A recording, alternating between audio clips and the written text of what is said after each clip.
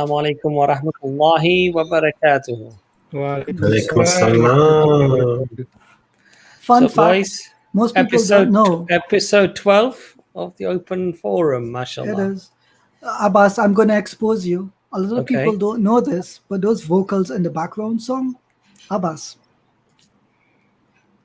People, and if you guys want, we will release the full length version on a podcast. Like 2 minutes, we'll upload it. There you go. Let me just do it now so you can know it was definitely me. Oh, see? Beautiful, beautiful. Thank you. Alhamdulillah. Okay, so mashallah, episode 12 of the open forum. As Hamza would put it in his magic words, the flex, today's flex is to do more with Christianity. So if Christians want to come in and ask us questions about, why we don't believe in Christianity would be a good one, I think. Ijaz and Hamza, Nazambo and Imran, how's your week been, mashallah? Alhamdulillah, bro. Good. Thank All you. good, mashallah. I heard Ijaz and Hamza have been playing kiddies games quite a lot on, these computer games that kids play, these youngsters play. You've been indulging in that quite a lot, I think, recently. Well, when you say kids, I think they're like 18-year-olds, aren't they? Yeah. They're like with the union stuff. Alhamdulillah. So I think Brother Anis has already put the link out. And so the floor is open for people to, inshallah, come onto the show. And, we normally pick a particular gospel or a particular letter, or we go through them methodically every Sunday, the historicity of the Bible. And sometimes Christians want to talk about different parts of the Bible that we're not addressing it on our sort of weekly or fortnightly streams. So this is your opportunity really to sort of mix things up a little bit. So shall we get the first guest on, boys, or do you want to add anything to that, inshallah? Oh, bring on the guest. We're not going to waste our time with Frank, though, are we? Well, we'll see. We might let him. I think we give him a month ban, honestly. No, we decided a month ban. Yeah. A month ban. He doesn't come on for a month. Okay, so we've got reincarnation. I presume that is not your real name, though. No, it's not. It's Tom. Well, I was on before. Yes, he was indeed. How are you? I'm okay. How are you guys? We're fine. We've got a bit of an echo. Yeah, I'm getting an echo as well. 1 second. I think that's better now. I think it seems to be better now. So, what would you like us to address today? Do you have any questions in relation to what we've been discussing with you previously?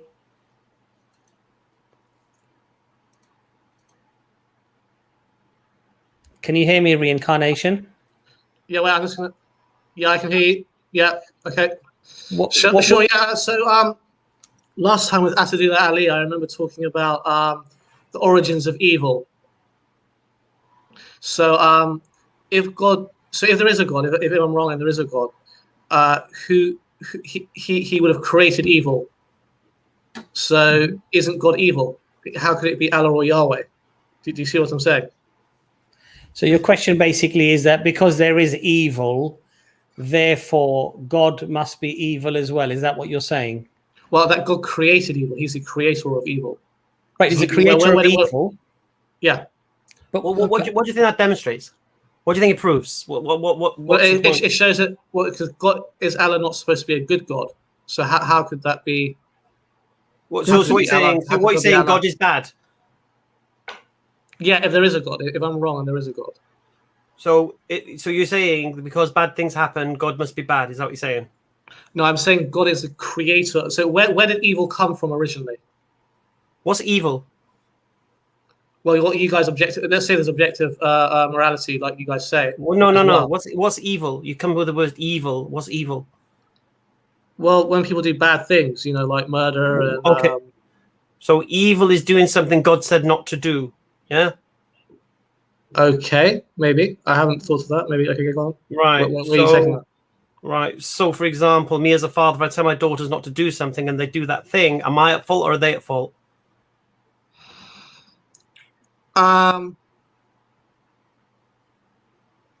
Are they? So sorry, I was distracted by the comment. They would be at fault, wouldn't they? Right. So I wouldn't be evil if my But- daughter did evil things. No, but we're talking about God. We're not talking about humans. Oh, okay. So evil. Okay. Evil is against what God teaches. That's what evil is. So Well, it exists because creation exists and because God exists. So when you do something against what God teaches, that's evil manifest. Now, what's the source of this temptation? Origins. Is something else.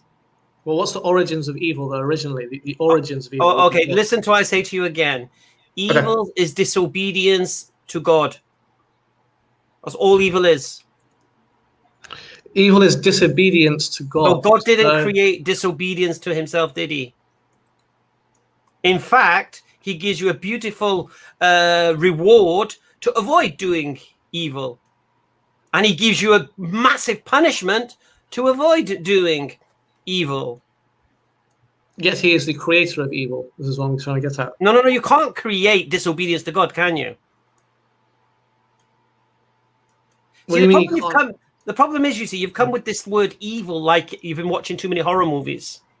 That's your problem. Evil just means, to us, evil just means something against God. It doesn't have to be murder. Right, but God created the whole... I can't get away from this. That God created the whole concept of evil, of disobeying himself. Do you understand the concept of the Satan and such in Islam? No. I wouldn't say so. Right. No. So we believe as Muslims that Satan was created and he worshipped God. Yeah? Until God created humans, man. And then Satan rebelled against God. And for that, Satan was punished, was thrown out from paradise and was told, and he asked God, before you punish me, give me time. Give me till the day of judgment to prove and to demonstrate that this creation of yours is not going to be grateful to you. And so God says, you're welcome. Give him his respite. Give him his wish. So he gave him the power to approach us, permission to approach us. But at the same time, he sent prophets to guide us. So Satan has been given permission to approach us, but we've been given a weapon against Satan. Do you understand? Satan wasn't created. Satan wasn't created as this guy on my shirt. Yeah, Satan was worshiping God, worshiping Allah. But through his arrogance, he lost that place. And through his envy of man, he asked God, give me time to approach them. And I'll prove to you this creation of yours are not worthy of your worthy of this status you've given them. And that's the stance we're in. So we have an enemy, a sworn enemy, who's assaulting us daily. And mashallah, we have a protection from this, but you don't. Right. But because you have no connection. Yeah, go on. Yeah, I'm thinking about so God created Satan. He created the. No, he didn't create Satan. He created Iblis, who was a jinn. Jinns are like devils, or no, just another creation of God. Wait, God didn't create Satan. Didn't create Abbas. Did you say Abbas? Sorry, am I suddenly Satan now? That's what happened when you sing in the beginning. Was that a Freudian slip? Here's the problem. We've come at this question without any foundational ideas of what we believe and why. That's true. Yes, I've basically just made this up from my thinking. I'll be honest with you. You need to think a bit more what you're thinking. I think reincarnation. Well, the other thing is that the point really is that what a lot of people try to do is they realize that there's quite a rational argument for the existence of a creator. Right. They realize that actually the Quran and the Prophet Muhammad, peace be upon him, again, there are really strong arguments, overwhelmingly convincing arguments to believe in those things. So then rather than tackle those things, they start talking about things like well, why would God do this then? Because he's done this, therefore I can't believe that God exists. And that's sort of really putting the cart before the horse, as it were. I think fundamentally you should follow a logical step-by-step approach when it comes to God Almighty. And the first thing should be, is it rational and reasonable to accept that there has to be a creator of everything, that itself has to be uncaused? Is that a rational argument? Is that a reasonable argument? Is that a reasonable belief?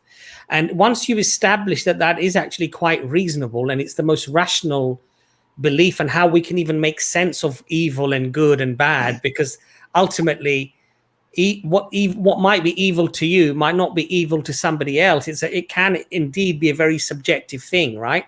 So a few hundred years, maybe a few thousand years back, to club somebody on the head and take their goods might have been the norm. It might have just been how things worked, right?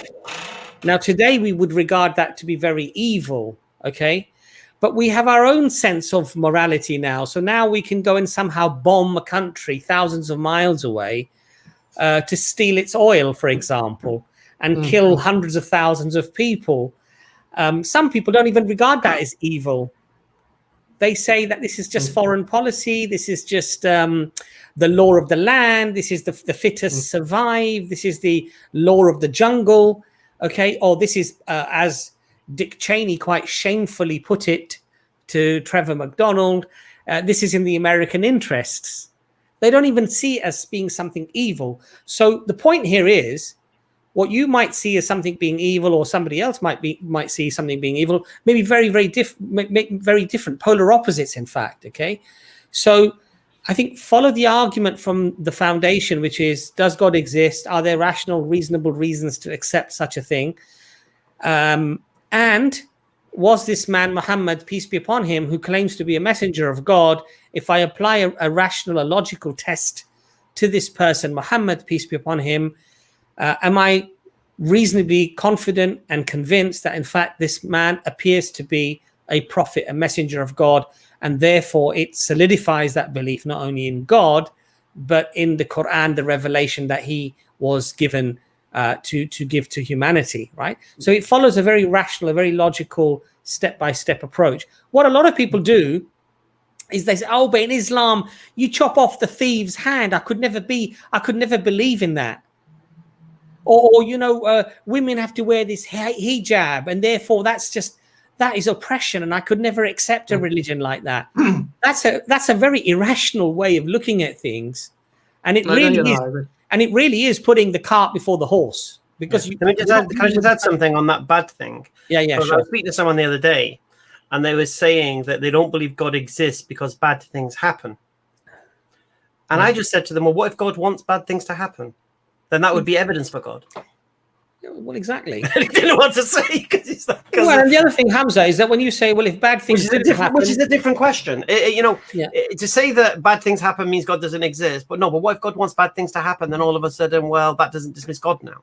Yeah, but also, Hamza, if you say to that same person, if bad things didn't happen, would you believe in God? And they probably say no. So it's like it's an unnecessary objection, an objection that actually they wouldn't even accept even if it didn't exist, right? So but before you come back in, reincarnate, what's your name, by the way? Sorry, I think you did get Tom. Sorry, Tom.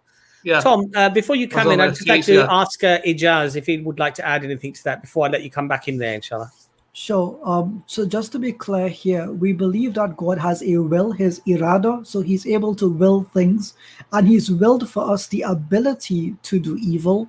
But that does not mean an allowance for evil, because in the Quran, God directly tells us, do good, full stop. That God loves specifically those who do good.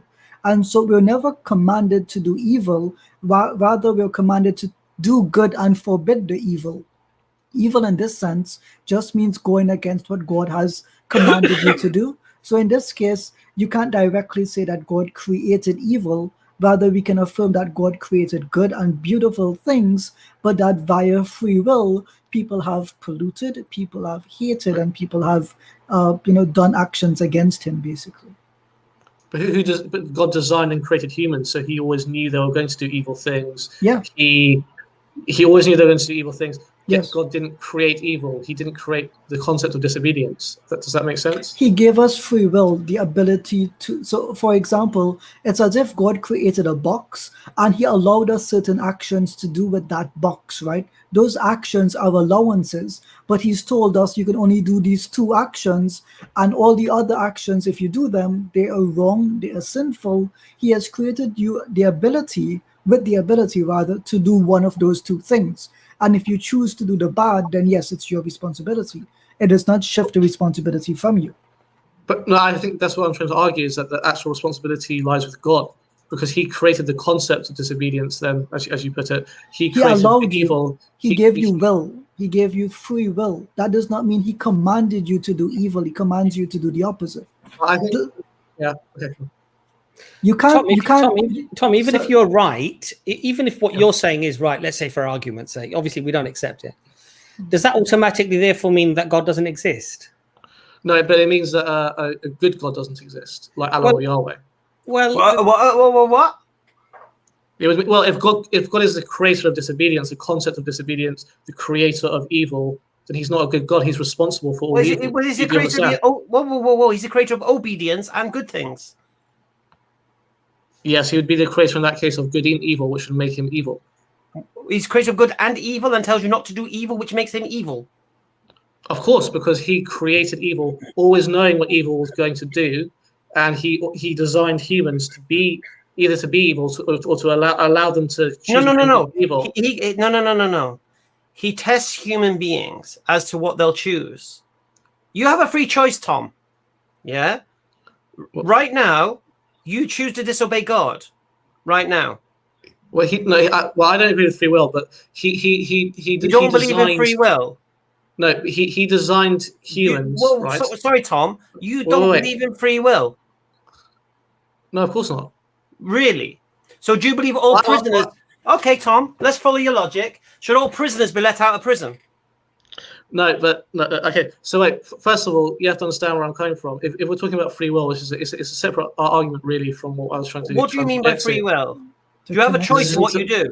To make decisions and stuff. Do you have a choice? First of all, to make decisions. Well, there's 2 ways that I can come up with this, because I've had a personal experience of not having free will, but I can't convince you of that, because that's a personal experience. One sec. I'm not interested in your emotional stuff. I want to know the concept. Hamza, one sec. Just to remind you guys, Tom here did mention he had schizophrenia. Okay, so we don't want to. We want to be careful here, Tom. Right? So yeah. I'm bipolar and schizophrenic. I'm on my medication at the moment, and I lost my arm in an accident. And it says that shows that we have no free will when we're mentally ill. But also when we're sane, there's serial killers. Can I just stop you there? You have no free will when you're mentally ill, yeah? Yeah, I can only attest to that from my personal experience. No, we'll concede that. Do you know why we'll concede that? Because Allah says that those... Listen. Yeah, I've heard this. Right. So you're not accountable for your actions if you're mentally ill. Mm-hmm. Therefore, your free will, your punishment for your free will and your bad decisions under mental illness is kind of negated now. Yeah. Well, do you believe I have free will? Well, no, because, for instance, serial killers, okay? No. We can see who are I'm not a serial killer. Do I have free will? I would argue probably not. Why not? Well, because we don't make decisions. For instance, did you choose Islam? No, you were forced by what you see as rational, logical, or whatever, to accept Islam. And I accept atheism because I see that as rational and logical. It forces you to do that. Tom, start that sentence again. Did I choose Islam? No, you wouldn't have chosen it. You're forced by what you think is true. Why was I forced? Because you saw the things you've seen, the things you've witnessed lead you to Islam. Why isn't that the basis of my choice? So why isn't that the basis of my choice? How would you differentiate them, free will and not? How would you, if free will existed, what would it look like? What would it look like? I couldn't answer that. I'm not sure. If free will exists, you're saying free will doesn't exist. You're saying what we're experiencing now isn't free will. So what is free will? Free will is the ability to make decisions and choices, but I don't think we do. I think we're forced by our brains to No. Stop. Yeah. You're that's the status quo you're quoting now, right? So you're saying this isn't free will. What is free will then? How would we see free will? How would we exhibit it? Well, you would see it in decisions and choices. In making decisions and choices. I really didn't want to get into the free will debate because I wanted to stay on the I'm not surprised, man. Sticky wicket, mate. I'll make it easy for you. I wanted to stick to the origins. I'm going to tell you a world without free will. Do you want to know a world without free will? Where did evil come from? Where did disobedience come from? Do you want to know a world without free will? Do you want to know about a world without free will? Well, just because you don't like it, that doesn't mean it doesn't exist. No, I'm going to tell you what a world would look like without free will. Shall I tell you? Go ahead. No evil. Why wouldn't there be evil on the free will? Because there's no choice to disobey God. Under no free will. Huh? So you're saying under no free will... Under no free will, there would be no evil. Everyone would be an angel. Everyone would be a Muslim. Everyone would be doing exactly the same thing without choice. No, not at all. Because the origins of good and bad came from the eternal thing. No, there would be no choice. Hamza, just one second. Hamza, just 1 second. Tom, we seem to be sort of running around circles, right? Now, the point that Hamza made before was quite a poignant point, actually, because he said to you, if he teaches his daughters, if he teaches his daughters not to do something that he regards to be bad, okay, and then they go and do it, is he responsible? Or are they responsible? No, isn't that what you call the Isn't that what you call the anthropomorphic fallacy? Because now you're applying humans. No. We're giving you what we're doing. What we're trying to do. What we're trying to show you is we're trying to show you that there is an independence between the one doing the wrong and the one that created that person that has the independence to choose that wrong from the right. But God designed and created humans. Tom, what you're trying to conflate is, what you're saying is that because God has created the capacity for that individual to either do evil or to do good, therefore automatically somehow God must be also evil. That's your rationale. But that's not necessarily logical or rational. Brother Imran's just come back in. I'm going to just get him in because his internet is, he seems to have inherited my internet for some reason. So his internet is quite bad. But Dr. Imran and then Nazambo, please. Jazakallah khair. So obviously I've missed a lot of what you guys were talking about. But I think that right in the beginning, you said something along the lines of, if God created evil, is that does that make him evil? That was the sort of logic you were applying. Is that right, reincarnation? Tom? Yeah. Basically, I mean, God would have been the origins of whatever you want to call it, disobedience, evil. Okay, so just taking that logic, and he designed and created humans. So let's take that logic. And he always knew humans were going to do bad things. So and he didn't stop humans from doing bad things. How does that not make him evil? All right, Tom, I get that. So let's apply your logic, yeah? Yeah. So are there people that do good? Yes. Are there people that are loving? Yes. So are you going to also apply these attributes to the creator as well then? Yes, he would have created both, but overall that would make him evil if you do evil things. No, hang on a sec, Tom. You can't do overall because then you're making an assumption about the general state of the world that one is preceding the other. Now, if God has created everything, then you're attributing everything as being a quality of God. So if God created good, God is good. If God created evil, God is evil. If God created oh no. If God created a bad internet connection, then you are frozen. Brother Nazambo, if Imran doesn't come in, you please chip in there, and then we'll get the next guest on, Tom, if you don't mind, because there are a few people waiting. Can you hear me? Have I dropped out? Hear you. Yeah, sorry, you dropped out, Imran. Can you for just example, now if God created good, then you, following your logic, would say God is good. If God created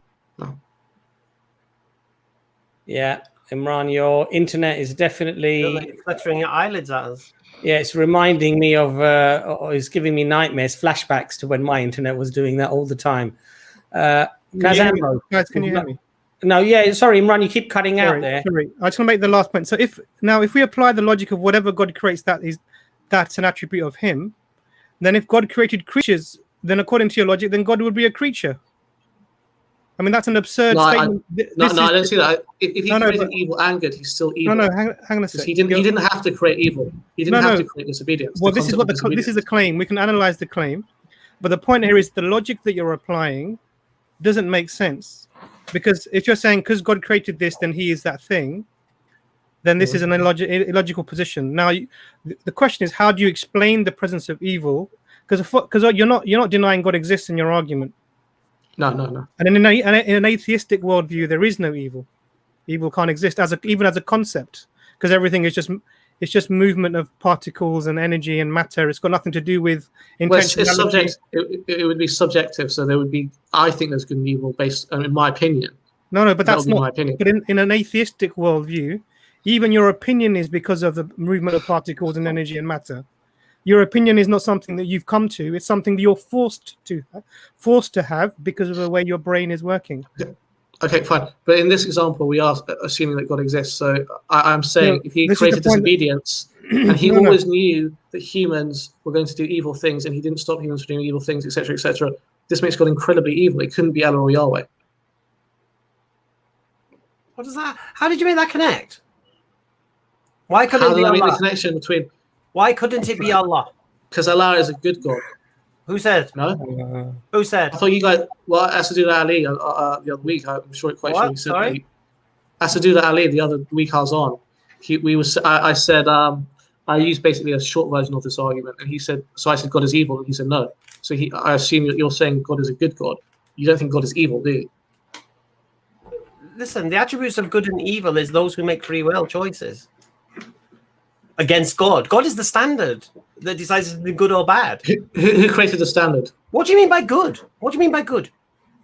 Who created the standard? What do you mean by God? God, obviously. What do you mean by good? God exactly. is a good God. What do you mean good? God created the standard of good and evil. No, when you say God is a good God, evil. No, when you said Allah is a good God, what do you mean by good? But that's just your claim. Your claim is that He's a good God. No, you claimed it. You said it. You said it. I thought that's what you guys. You said it can't be Allah because Allah's a good God. What do you mean by good God? Where are these words? How are you understanding them? What do you mean good? Could I? I have to turn on you and ask you how you understand good. I mean, sorry. Okay, hold on. If I may just interject here, Tom. Evil is when you do evil things. Yeah, Tom, 1 second, right? There's been a couple missteps, I think, on your path through this conversation, right? In the first place, if you're going to discuss good and evil, then that necessitates discussing free will and justice, and you deny free will. So then, I made a misstep there. Yeah, I should have said, okay, if there is free will based on this argument, if there's objective morality, if there's God created evil, if there is a God, if there is free will, and God gave us free will. Because as an atheist, I don't believe there is free will, but I'll concede that to you. Well, if you don't believe this free will, that's the point. If you don't believe this free will, then you don't believe in good and evil. That's why are you making hypothetical? Yeah, no. If we assume there is free will, just to make it easier, for myself and for everyone else.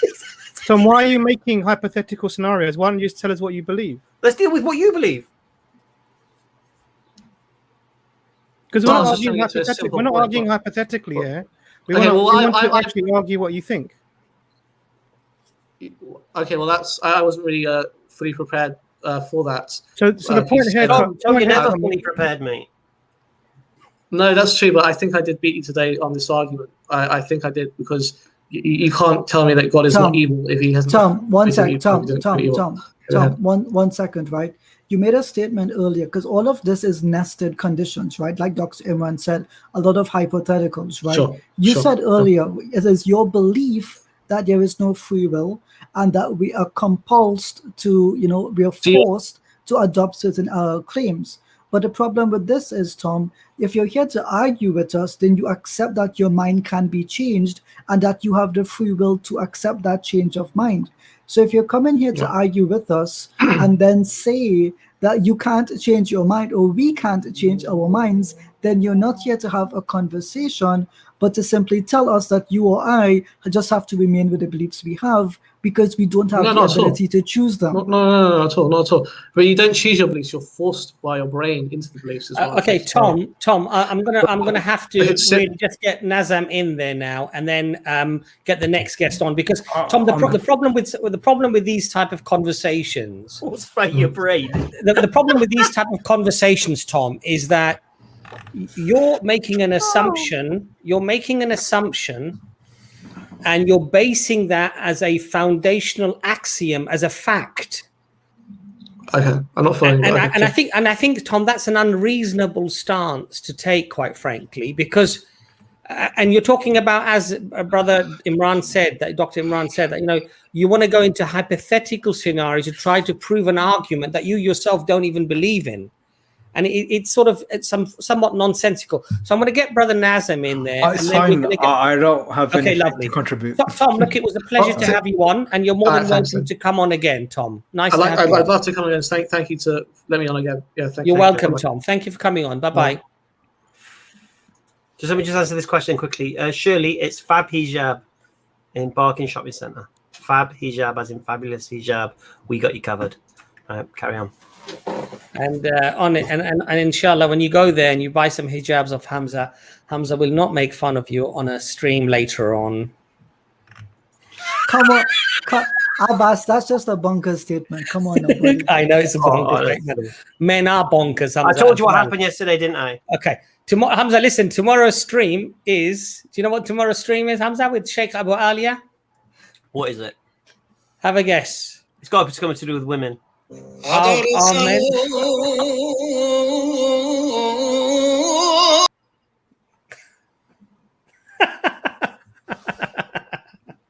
So what's the stream about, mate? Remind me. Our men from Mars and our women from Venus. Oh, okay, yeah. That's the stream tomorrow with Sheikh Abu Ali Hamza. Tune in. You might. Did you hear about the white scarf yesterday? Did you hear about the white scarf? I did hear about it, but I don't want to hear about that now because I want to get.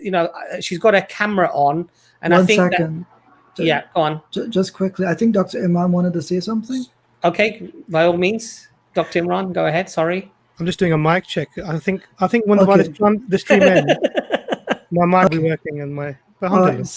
So just quickly, the point I brought up with Plato was that I see this error made quite often, which is they tell us that they should have a singular paradigm to judge Plato and to trust the Gospels, to judge the Gospels. But this is unfair because accepting or rejecting Plato has no bearing on my direct salvation. But rejecting the Gospels does. So if you're going to bring the Gospels as a book inspired by God, then I'm sorry, it must meet a higher criteria for evidence than simply, well, my tradition says it's authentic, therefore it's authentic. I'm sorry, that's not good enough for me. Yeah. Okay. Guys, just one thing.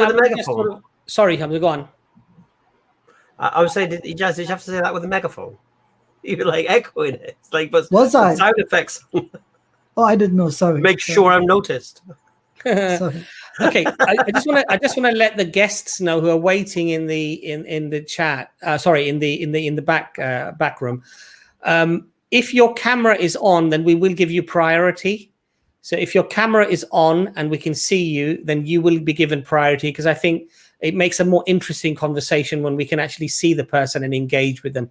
So I'm going to actually push hindsight to the top and get hindsight. Just before we do that, Ahmed Shweib. Oh, this is not a stream for Muslims. It's for non-Muslims. Okay, that's a good point. For a Muslim. Yeah.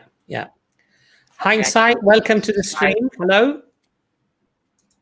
Thank you. I would like to say something first before I ask any questions. I have been on other sites and I have said some pretty nasty things, and I did it recently. Heard some that really made me come unglued. And if I offended anybody, any Muslim at all, I apologize right here, right now. and I'm very sorry. It's very kind of you, Hindsight. That's just something I wanted to get off my chest. Thank you very much. Would you like to address any questions or anything that we've been speaking about today? Yes, just about the historicity of the Bible. I don't have notes, Hamza. I don't have them. Grandkid packed them in her backpack. I got to get them back on Monday. But there's no way after 2,000 years someone can honestly say that the Bible is just complete nonsense. After all these years, everybody's a liar, it's a forgery, or they weren't eyewitnesses. Some weren't. I mean, we know that. But I just wanted to say that there are Christian scholars that do believe that everything is written by who exactly they said they were, or who said they did. Which scholar? Which scholar? Okay, well, let me see. Off the top of my head, J. Smith? Uh-oh. What'd I do? What'd I do? To be honest, to be fair, J. Smith is an evangelical preacher, and he's not a mainstream biblical scholar who's recognized for his scholarship on this subject. It's not his speciality. He is actually a preacher, and he quite openly admits, J. Smith openly admits that we do not claim that the Bible is the literal word of God. This is verbatim what J. Smith has said on many streams and at Speaker's Corner as well. Sister, what I would suggest to you, sister, is this. For us to base our salvation on text that has come to us from God Almighty, we need to be very sure that that text is indeed from God as it's claimed. And if there are problems with it, we need to be honest about that, and we need to recognize that, yes, there are some problems. We're not actually saying to you as Christians that everything you have in the Bible is false. We're not saying that. We're actually arguing, sister, that there are truths in the Bible, because those truths are confirmed by prophets that came before, and also the prophet that came after, Prophet Muhammad, peace be upon him. So, for example, where Prophet Muhammad, peace be upon him, says God is one and God is only and God is absolute, God is all-powerful, God is the creator of everything, nothing in the heavens or the earth can be worshipped except for the creator alone. Exactly. Anything that conforms to that in the Bible, we would have no problem with. But do you know that Jesus was there, present at creation? I mean, you do know that, because the Word was there, right? So sister, you believe spoken word of God. Sister, you believe that Jesus existed at the eternally, pre-eternally with God. That's your claim, right? Yeah. Why? Where'd you get that claim from?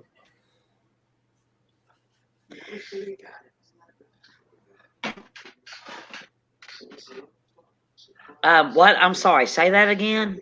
Where'd you get this claim from? That Jesus was present at creation, or that he is co-equal with God? Oh, yeah, co-equal God. Where'd you get that from? Because the Spirit of the Lord hovered over the waters. The Word spoke, and it came into existence. The Word spoke. Let there be light, and there was light. That is the spoken word of God. Who is the Word? Can you try to read the Bible without John 1:1 thrown in the mix? Without what now? John 1:1 thrown in the mix? Because you're interpreting the Old Testament. You're interpreting Genesis using John 1:1.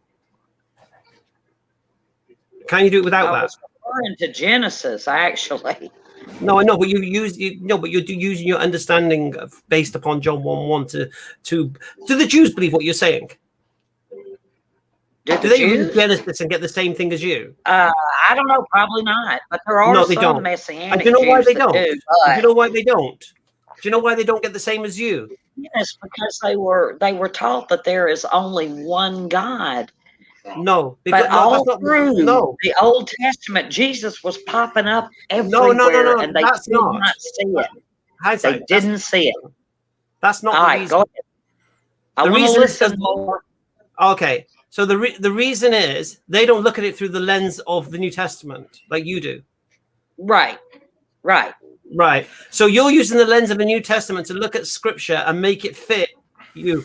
What you're doing, and I've used this euphemism a few times, I'm going to say it again. You're like Cinderella's ugly sister trying to squeeze their foot into the glass slipper. Oh, thank you so much, Hamza. Yeah, I'm not talking about you. I'm talking about the argument. Because you're trying to make it fit something, it doesn't fit. Yeah, the idea that Genesis is talking about Jesus floating around next to the Father and doing stuff, and what are you talking about? If you don't have the New Testament and you don't have the lens of the New Testament, you will not read that in Genesis. But because you've already got this preconceived idea of what God is based upon the New Testament, you need to find this now in the Old Testament. So you look for anywhere it looks like where it looks like it's more than one. Oh, there is. And that's what you do. That's the problem. And everything you know about Jesus in the New Testament, and everything you know about Jesus based upon the New Testament, you don't know about Jesus because the New Testament is not a reliable source of information. Well, can we work from the old? Because he's all in it. Can we pump the brakes just a little bit? So Hamza just made some brilliant arguments. May Allah reward him. Ameen. A quick couple clarifications, Sister Hindsight. To begin with, you up. I can hardly hear you. Can you I hope you can hear me now. Let me just begin by saying it's finally good to put a face to the name, because you've been a loyal viewer for I don't know how long now, but I've seen you in the comments on almost every stream. So we're happy to have you on. Okay. The second thing is I think you have an absolutely lovely kitchen. It's absolutely lovely. And I think that kitchen? Yeah, it's a lovely kitchen. It's dirty right now. It looks fine to me. Okay. The third thing I will mention here is I understand from your cultural background and with your experience in the church that a lot of these claims may just seem like intellectual mumbo jumbo, basically, that we're highly skeptical and we're not like using fact-based reasoning, etc. But Hamza's point was simple, which is at the end of the day, when you think of Jesus, you have to preconceive these Christian ideas and force them into the Old Testament. The Jews, and I know you believe this, that the Jews are the children of Satan, John chapter 8, verses 44 to 48. I know that you think that they were blinded by unbelief, etc. But if you take it one step at a time... No, the Bible says that they have been. Okay. So I have one question for you, just one question. Okay. In the New Testament or in the Old, does Jesus ever declare himself, to your understanding, to be the Word of God? I'm sorry, did he ever claim to be the Word? Yeah, in the New Testament, does Jesus ever claim to be the Word of God himself? You're talking about out of his own mouth? Yes. No, he just claimed to be one with the Father. Mm-hmm. And see, there was something that happened earlier in Hamza's site earlier, that there was something was brought up about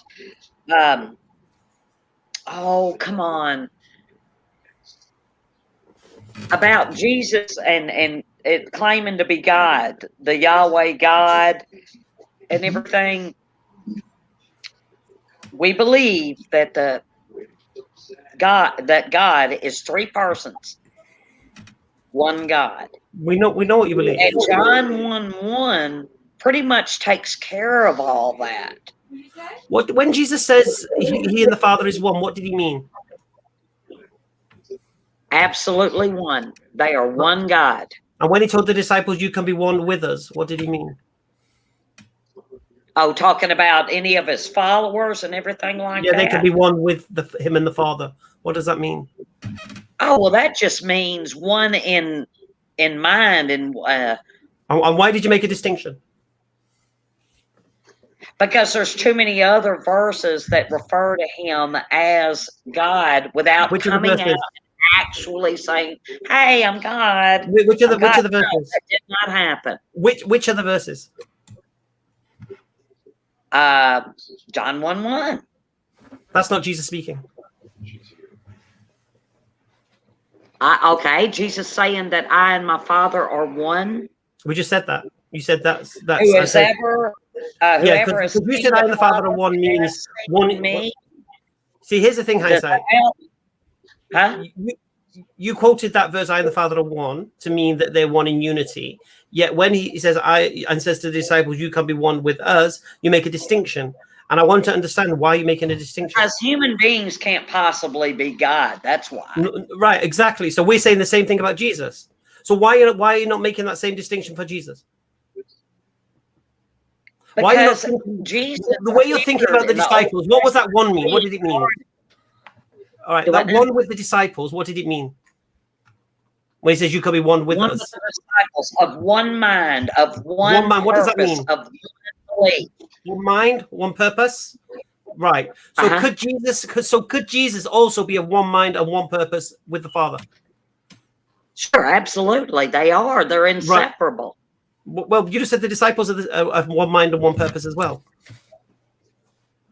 Well, when you understand who Jesus is and who how do I understand who? Okay. You can able to contextualize that. How do I understand who Jesus is? Talking about this, but when it comes to Jesus, we're talking about that. No. I want to know how you're making that. Yeah, okay. I know you're making a distinction. I want to know why. Because in the entire Bible, it refers to Jesus being where? Okay. Let me see. I'm going to do something right off the top of my head. It's not even the best one. But what about when Shadrach, Meshach, and Abednego hindsight were thrown into the fire? Hindsight. I asked a very simple question. Hindsight. I asked a very simple question. There. I asked you a very simple question. When Jesus says, I and the Father are one. Where did that person come from? Hindsight, just 1 second. Let's stay on point, please. I asked you a very simple question. When Jesus says, I and the Father are one, you said that means unity. When he says, you can be one with us, right. I just want to know how you're making that distinction between the one, where you think one means something when it comes to Jesus, and one means something else when it comes to the disciples. How are you making that choice? How are you making that distinction? How are you making this separation? See, I'll give you an example. When I read that verse, you know what I see? What? It says Jesus telling the people that I'm a messenger of God, and what God says, what I say is what God says, and I say it because God tells me to say it. That's all it said. He's not saying he is. Now, he does say that. That kind of is along the lines. Where did you get that from? Because I need to find that. Where he says that I am sent by God and I do everything that the Father tells me. Because that's what John 17:3, isn't it? John 17:3? Yes, that's it. Do you mind if I go get my Bible and read something? Is it 17:3? Is it 17:3? Yeah, I think that's it. 17:3 says. It's 17:3. So they may know you. 1 second, hindsight. No, she wants to go and get her. She wants to go and get her Bible. Hindsight. Go ahead. Okay, so the verse says, "So they may know you, the only true God, and Jesus Christ, who you have sent." So, who is the only true God? Can I go get that Bible verse and keep reading for you? Go get it. Okay, hold on. I'm holding. Nazam, Hamza, Nazam, Imran, and Ijaz, do come in there as well, please. Just let me on her at the moment. I'll tell you why. Because everyone's falling for this old anti-act. And I just wanted to she said some horrible things on other streams, which she just apologized for. Yeah, and she's completely disrespected all the knowledge she's been given so far. Hamza, she's quite nice though. I mean, she's a lot older than us. Let's be respectful. Yeah, you fall for it, mate. Let's be caring. I'm really sorry, guys. This came up, I think, on your stream this morning, or it was one from yesterday. I looked it up, and it's still open to it. Now, did you say 17:3? Was it 17:3? Was that correct with that? Yes. Nazam? Yes. Yeah. Now listen. John 17:3. Read it. Right. Okay. It says, "For you have given him authority over everyone in all the earth. He gives eternal life to each one of you. Have given him. And this is the way to have eternal life, to know you, the only true God, I'm hearing that, Who's your Jesus Christ, the one that you sent to earth." Now, wait a minute. It goes on to say, "I brought glory to you here on earth." He's talking to the Father. I brought glory to you on earth by doing everything that you told me to do. Exactly. And who's now, Father, wait a minute. And now, Father, bring me into the glory we shared before the world began. Jesus was there. He says, "Bring me back. Bring me back who's to the true glory God? we shared before the only true God? World began." Hindsight. Who's the only true God? The only true God is Yahweh, but he exists in three persons. This is what I believe. No. According to that verse, who is the only true God? Well, wait a minute. Where you got to make something of this, Hamza. Who's Jesus talking to? Who's Jesus talking to? Who's Jesus talking to in that verse? Now, remember when God says, "I will share my glory." Hindsight, please. Then why is Jesus saying that he shared glory before the world? I'm asking a very simple question. I'm asking a very simple question. Who is Jesus talking to when he says those words? Oh, he's talking to the Father. Right. How many only true gods can there be? Only one. Right. So who's the only true God? According to Jesus. That would be Yahweh. No, that's not what Jesus says. Who's the only true God according to Who's the only true God according to that verse? The one true God is the Trinity. No, it's the that's not what Jesus says.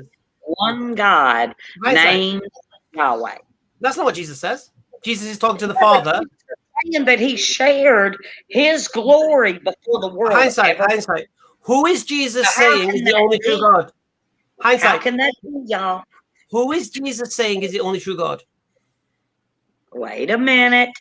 Why did Jesus, I'm asking you now, why did you say, "Bring me back to that glory that I shared with you before the world began"? Why did he say that? Why are you ignoring what I asked you? He's speaking directly to God. Hindsight. Who is the only true God according to Jesus? Say it again. Who is the only true God according to Jesus? The only true God is the Father, but he is also God. No, but how many? What does "only" mean? See, he is very subordinate to his Father. Whatever his Father tells him to do, he will do. What does "only" mean? Huh? Hindsight, you're just ignoring the words. What does "only" mean? It says, all right, wait a minute. Let me go back. No. What does the word "only" mean? He means that the Father is the only. No, I don't need an interpretation. Listen, Hindsight. I don't need an interpretation of your verse. What does the word "only" mean?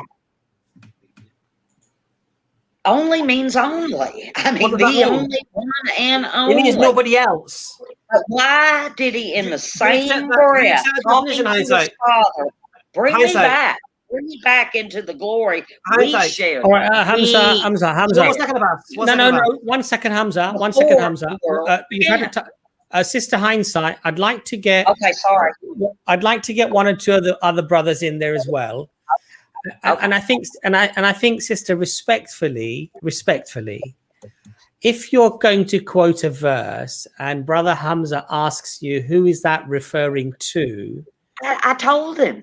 No, I understand, sister, but all I'm saying to you is that it's important that we actually quote the verse and then we answer exactly as we're asked as to who it's referring to, rather than say that because I believe in this Trinity of there being a co-equalness of the Father, the Son, and the Holy Ghost, therefore it must be meaning this 3 in 1.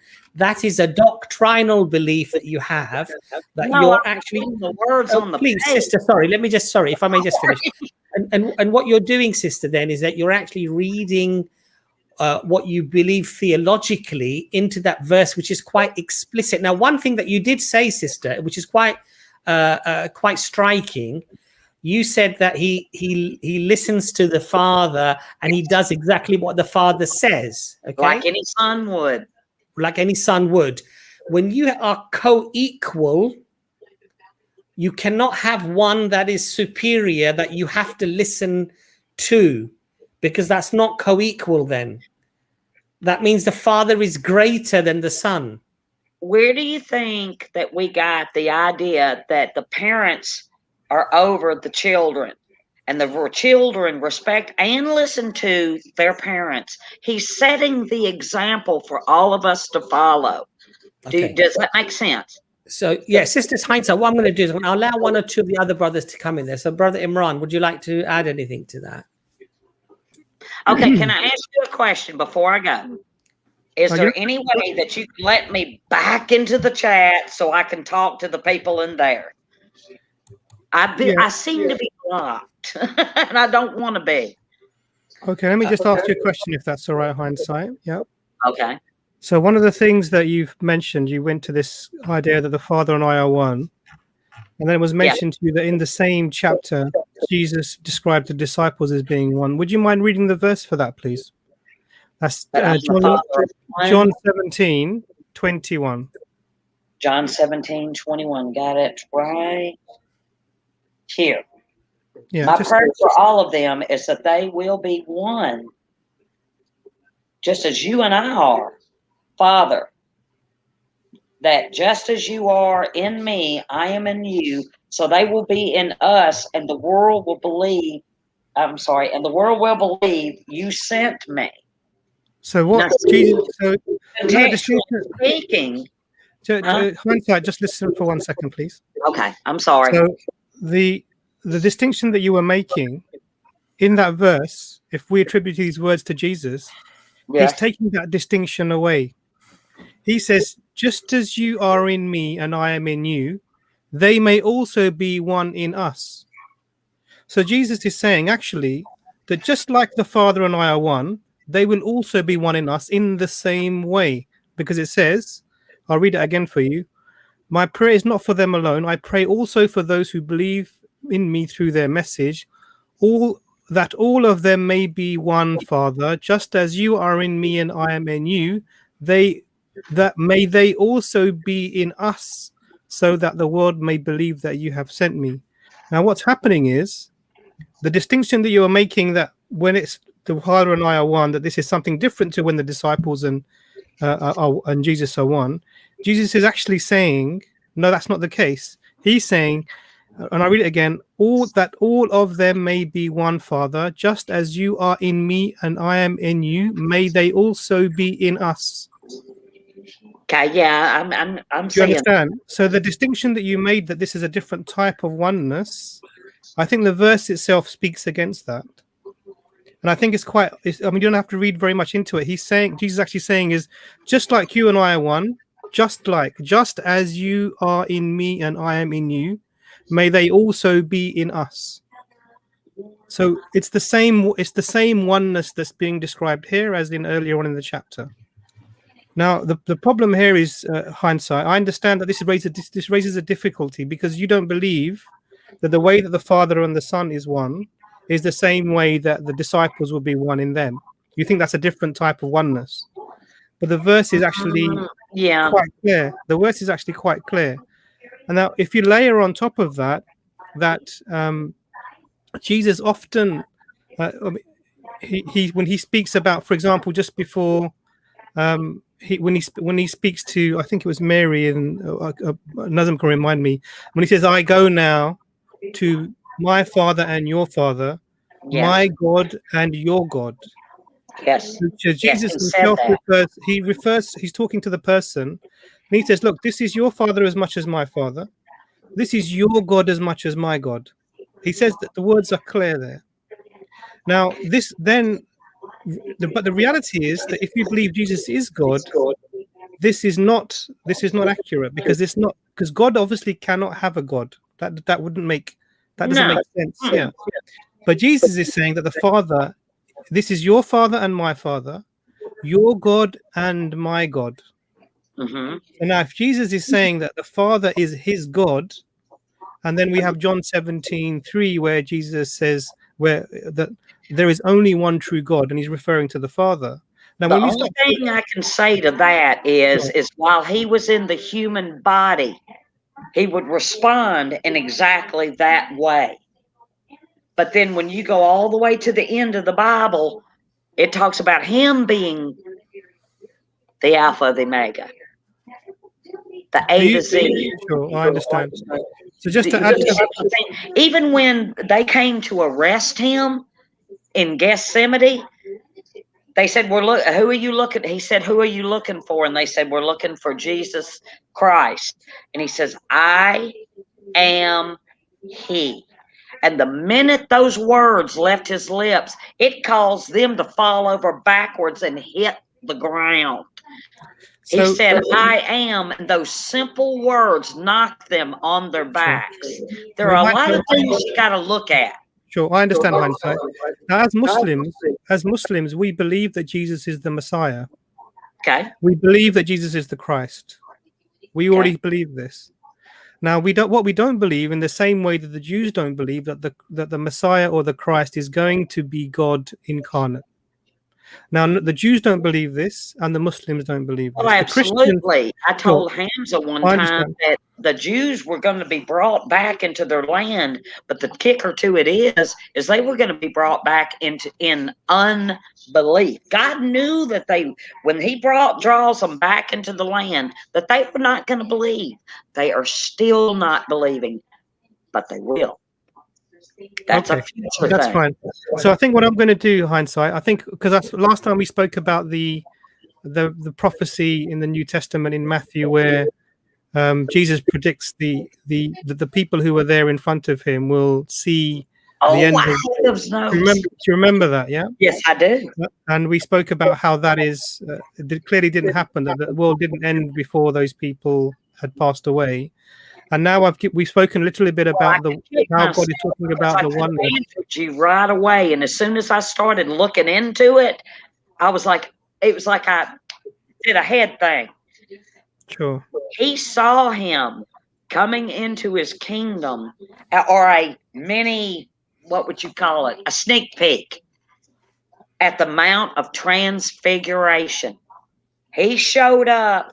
He transformed in what he's going to be like in the end times. And those guys, Peter, who was there? I can't remember. Peter and two others were there. John and James. James and John. They were there. And they saw him as he's going to be when he enters his kingdom, and brought Moses and Elijah, right? With him. You know, he does say that not one stone or one rock shall stand. You know, the temple will be completely destroyed. But today we do have the Wailing Wall. The temple will still stand, like the stones and rocks are still up. So it does appear to be an unfulfilled prophecy. Yeah. So just before you go hindsight, just before you go hindsight. So there's a few things we've established. We've obviously. But we're not saying. Yeah. Sorry, we've obviously. We're not saying Jesus is a false prophet. Yeah, we're not saying that. What we're saying is. Yeah. What we're saying is, because we're talking about what the Bible is communicating. We're not talking about Jesus the individual. I mean, we love him and respect him. Peace be upon him. What we're saying is that there are things that are attributed to him within the Bible, such as this verse about, truly I tell you, this generation will certainly not pass away until all these things have happened. Now, obviously, those people are not around, and the things that were predicted haven't happened yet. Well, the Additionally- way I understood that particular verse is the generation that sees some of these things coming to pass will not pass before the coming of the Son of Man. So, but the thing is, it says this generation. It doesn't refer to a future generation. It doesn't say that generation. It says this generation. And so what that means is it's not referring to a future people, but a current people. I got you. Yeah. I got you. So I understand that you're trying to make sense of this, but actually it doesn't really fit. But hindsight, it's been lovely talking to you. Okay, will please y'all come unblock me so I can go in the chat? Yeah, well, I don't know how to do that, but we'll. Sister Hindsight, Done. before you go, Sister Unblock. Hindsight, before you go, Sister, the thing here is that whenever you quote the Bible to try to reinforce this view that Jesus is God, Yeah. the first thing, Sister, that you need to establish is that it is indeed the Word of God that you're quoting. Now, a lot of your biblical scholars, not theologians, but scholars, people who are academics, who have studied the scripture, they've studied the history of the scripture, they've studied the oldest found manuscripts. What they have clearly established, Sister, is that it is not the literal word of God. That's the first thing. Now, the second thing, Sister, is this. When we actually look at Jesus, peace be upon him, he's born to a mother, a woman, out of a birth canal, just like any other child is born. Correct. He eats, he drinks, he is scared at times, he's anxious at times, he turns to the Father and worships the Father. He puts his head down on the ground and he worships his Lord, his Creator. He prays to him. He pleads with him. Okay, my sister? When we look at all of that, and you know, in England, we have a very interesting saying, and I'm sure you have it in America as well, if that's where you're from. Actions speak louder than words. Yes. Yes? And his actions all show that he's a man sent by the Creator, and he has the weaknesses that every man has, and that he worships the Creator and he turns to the Creator for help. Sure. That can't Being be God. in that human body, he had to. Sister, that can't be God. That can't be God. Because God cannot become ignorant. God cannot become weak. God cannot know the last hour. God knows everything. And so when we think about these things carefully and we contemplate about these things, we realize that logically, rationally, that just does not make sense. Adam did not preach that. Noah did not preach that.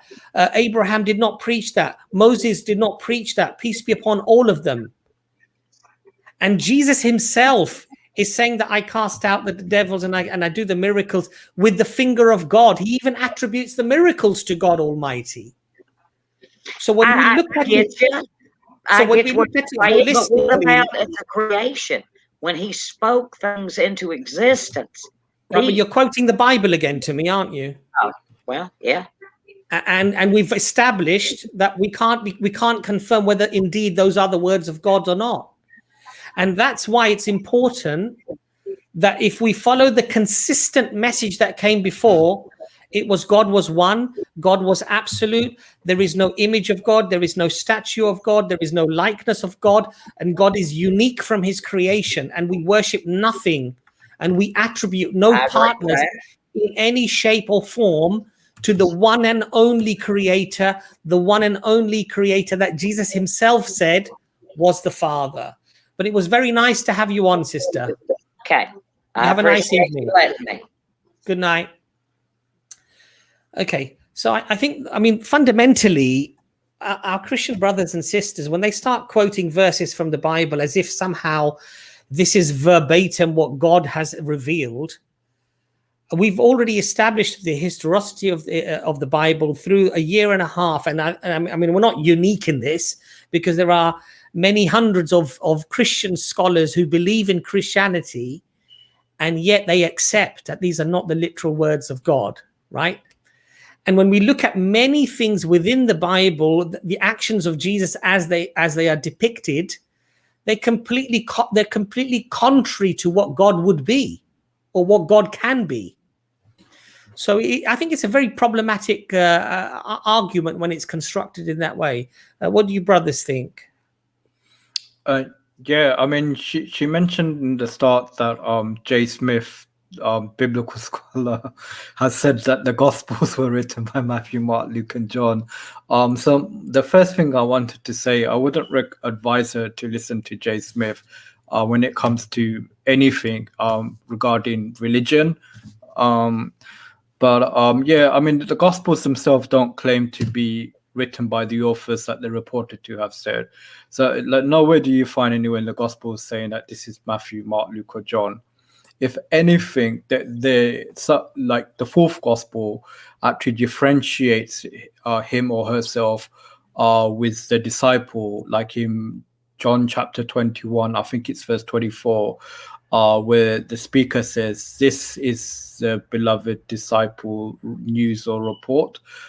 So the speaker or the voice is obviously not the beloved disciple, but it's differentiating, and how he or she got this information, he or she doesn't say. So none of the writers claim to be who, like tradition, claim that they are. Brother Imran, Brother Ijaz, do you want to add something before we get the next guest on? Okay. Well, let's get the next. Yeah, I'll just say something quick. I completely understand Brother Hamza's point that John 17:3, right? It specifically speaks to the Father, yeah? Now, all Christians, whether we like it or not, always go 2 verses down to John 17:5, but there's a problem here, right? The verse says, "Share with you the glory I had before the world began." And Christians focus on 2 things. Firstly, the glory, and then secondly, before the world began. But there are 2 problems here. When it uses the word doxe, we are already aware that the angels, God the Father, and Jesus share the same glory. Mark chapter 8, verse 38. And I think it's in Luke chapter 19 as well, if I'm not mistaken. Similarly, when it speaks about Jesus pre-existing the world, this is not something, again, which is specific to Jesus. In Ephesians chapter 1, verse 4, I believe that it says that certain people were chosen in God before the foundation of the world. So there was a difference between existing in the mind of God before the foundation of the world and when the world began to exist. So this is not, in essence, a claim for divinity. So I pray and hope that that answers the question, inshallah. Inshallah. Okay, well, let's get... You want to add something to that, Imran? No? Okay, lovely. So we've got Sheku, is that right? Yeah, good evening. Evening. Yeah, how are you? I mean, I've been watching you on Speaker Corner for a long time now, for over 1 year. And Okay. I'm a Muslim. And I'm very happy I've been watching this show for quite some time now. I don't have time to come in, you know. And I've been enjoying your show throughout. I mean on YouTube. Sure. Brother Sheku, sorry. This is really very much reserved for Christians, if you don't mind, or non-Muslims. But we do have a stream every 2 weeks on Thursday, which is the Dawah Clinic. And you're more than welcome to come onto that stream if you like. Is that all right? Yeah, but I just want to make one point. I just want to make one point about this same thing that this lady was trying to talk about, because I mean, when you talk about Jesus Christ, you know, every passage you talk about Jesus Christ, you always talk about they sent me, God sent me, God sent me, and you mentioned so many passages where God sent him, and I cannot understand how the Christian can turn that into something else. I try to figure out how did he manage to understand this passage.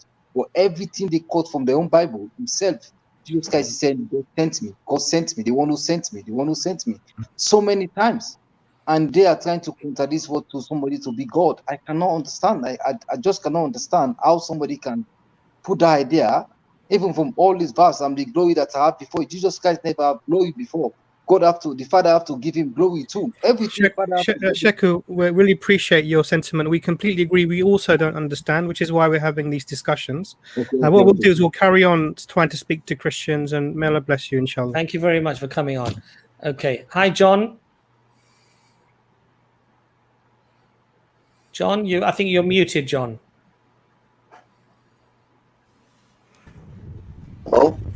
Hi there.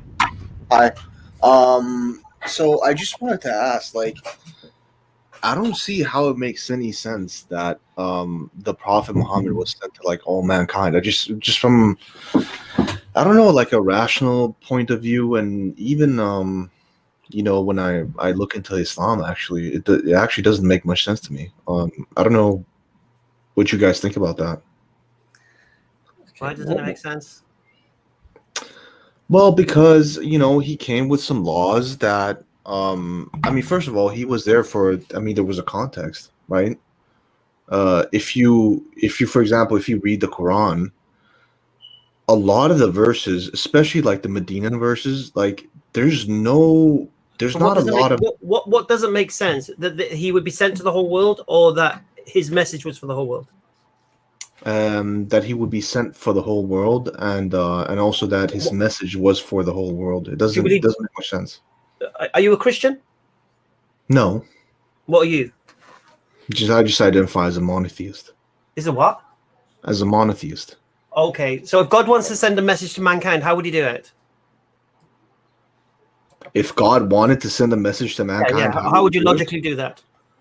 Well, I mean, he's God, right? He could just send a direct revelation to every single human being. But then where's the choosing and refusing? The Quran says that if we wanted to, we could make everyone a believer. So God wants you to choose to be a Muslim. How does he send one man to the whole world? How would you do that? What? Can you repeat that? Huh? Can you repeat that? Yes, Allah says in the Quran, if we wanted to make you all believers, we could have. But we didn't. Okay.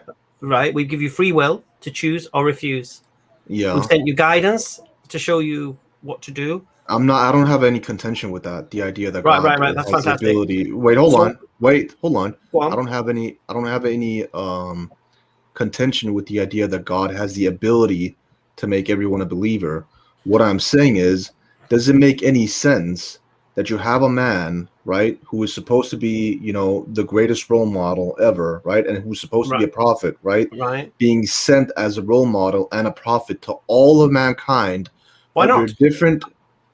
What do you mean? Why not? Why does it not make sense? What's your standard of sense? What are you using as a barometer? Okay, let's start. Okay, so let's start with this. So what's illogical about it? Okay, so I'll tell you what's illogical about it. Okay, what's illogical about it? Let's say unrational, because logic means something else, by the way.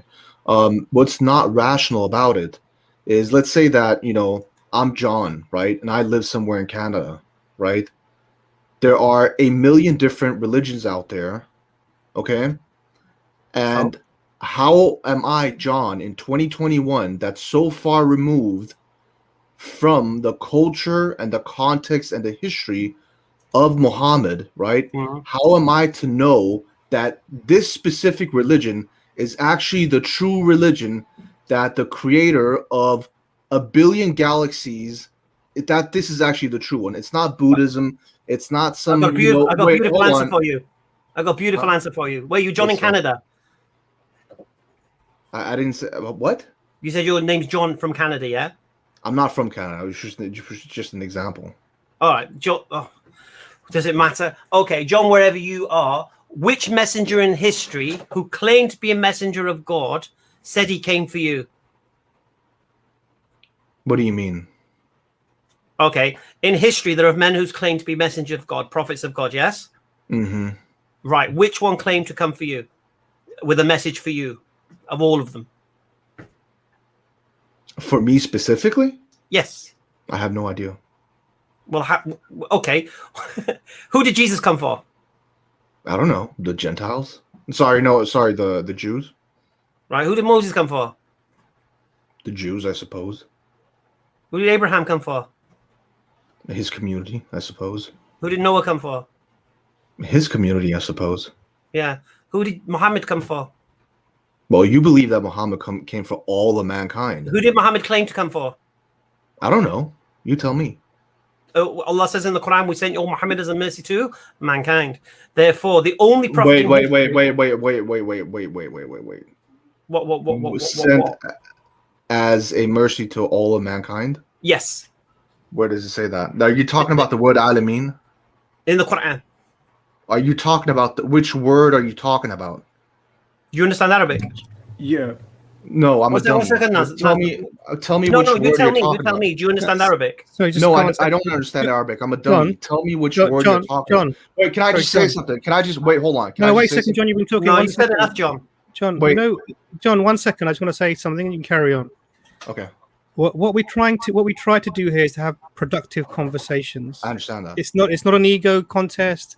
It's not I I can understand. shout louder than you. It's not I can say what a few times. This is not actually a good argument, and this is not what we're interested in. It's completely fine. If you're actually wanting to come to because you've brought a good position on. Yeah, I'm a monotheist. Which religion should I believe? Why should I believe this? And some of the answers that you're making don't really fit with that picture that you painted. And a really good thing to do is Hamza's trying to go through the topic with you. Just engage rather than it's fine. I completely understand you and I respect you. Listen, I treat people with respect who treat me with respect, right? I feel like Hamza is taking a tone. Hold on, let me just say this. The lady before, right? I felt like she was quite respectful, and I felt like he was taking an aggressive tone towards her, right? If he's gonna do that with me, I'm gonna do that with him. John. No one's interested in your opinion on that. Yeah, that's great. Whatever. Let's just go with the discussion. Right. So on that particular point, the lady in question, I've spoken to many times and I've discussed with many times. And anyone who brings Jay Smith as their scholar, and anybody who goes on other streams and speaks badly about Muslims and then comes on to apologize, Whatever. She was being respectful in the cupboard. I'm telling you straight. I know people get offended when I say this. I've experienced it. And like I say, as soon as Jay Smith is your scholar, you know what she's coming with. Okay, that's anyway, great. Can we John, start over and actually go with the arguments? John, we're interested in you and your nonsense claims right now. So don't worry about hindsight. Let's deal with your nonsense claims. That's great. Just characterize it as nonsense claims. It is nonsense. Yeah. Okay. Anyways, so where did we leave off? The Dr. Imran was speaking to you, and you just wouldn't shut up. Okay, whatever. Yeah, go on. It was to do with the Prophet Muhammad's messengership. Yes. He's a messenger to you. Right. Yeah. So what I'm saying is, why would it be rational for a person like me? Let's just say I live in Canada, right? And I live in 2021, right? Why would it be rational for me to choose Islam and believe that Islam is the one true religion revealed by the creator of the galaxies in opposition to, whatever, let's say Christianity, Judaism, whatever, or maybe just some, religion that, some small sect somewhere follows, right? Why is that the rational choice? You're talking about like this is like a stream for Christians or whatever it is, non-Muslims, right? Can you please present why is it that your religion is the rational one to believe in? I just told you. Why? Okay. God exists in my belief, yes? Mm-hmm. God sent messengers to mankind, yes? Well, that's what you believe. Yes, of course. We asked why we believe what we believe, didn't you? Just continue. So why aren't we operating in our paradigm? Of course we are. Right. So, but I'll give you an analogy before I continue. I live in the UK, yeah? Mm-hmm. If a messenger gets sent to Sweden, is that any of my business? If he's particular for Sweden, no, I wouldn't suppose so. None of my business, yeah? If a messenger gets sent to Czech Republic, is it any of my business? No. No. If a messenger gets sent to the whole world, is it any of my business now? No. Yes, it is. Because sorry, you said to the whole world. Am I not part of the whole world? You said the whole world. Sorry, I was just continuing right. on that. So I look in history. I believe in God. I believe in messengers of God. I seek out my messenger, the one who came for me. Mm-hmm. I see one man in history making that claim. I see no one else. I test that claim. I confirm that claim. I accept that claim. Alhamdulillah, la ilaha illallah, Muhammad Rasulullah. I embrace that claim. Allahu Akbar. Okay, I have no issue with that. I have no issue with that. So you said you tested that claim. Everything I've said so far, which part of it makes no sense? Okay, what doesn't make any sense is that something that you haven't elaborated on, right? Which is what part of it you said you tested it, and I don't know what the word was. Okay, right. so what? Wait, hold on, wait. Let me finish my sentence. Go on. Okay. What is it that makes you believe that this particular person was actually truthful? What is it? Can you please elaborate on it? Yeah. Okay. So what are my alternatives? So one alternative is he's lying, making it all up, inventing the religion. Yeah. Mm-hmm. Is that an option? That's what you believe, isn't it? No, not necessarily. Do you believe Muhammad lied about his claim? It's a logical possibility, what you just mentioned. I agree. It's a logical possibility that Muhammad, peace and blessings upon him, invented the religion for whatever motive that he had, and he wanted to create this new religion in the pagan Arabia, and he went about it in the way he did, and for 23 years he pretended angels were talking to him, and he came up with the Quran. This is a logical claim you could make. That's a logical possibility. Fantastic. Yes. Another claim is that he was mentally ill, delusional, thinking he's seeing angels talking to him when in fact it was all in his imagination, and he believed he was a messenger of God when in fact it was all in his mind. That's another option. Would you agree? Or you can be a Christian flex and say that he was deceived, a devil pretended to be an angel coming to him and tell him he's a messenger of God, but really lying to him that, yeah, you're a messenger of God, but really it's the devil giving the message, but Muhammad thought it was God. So he's professing this message of God when in fact it was really from the devil. Yeah, it's another logical possibility. I've only got one more. He's telling the truth. He's telling the truth. Yeah, okay. All right. So when I go through each one of these systematically, I could easily rule out mental illness, easily rule out deceived by the devil. The main contestant can only be he's lying. He's making this up. There was no angel in a cave. So he's just pretending he's a charlatan. He's making this up. Then we'd have to look at two things. First of all, does he have motive? Second of all, does he have the capacity to do what he's accused of doing? When you do that test, you will conclude that he didn't have motive, he didn't have the character to do it, or the inclination, and all he suffered for doing it. And at the same time, what you're accusing him of, it was impossible for him to be the author of the Quran.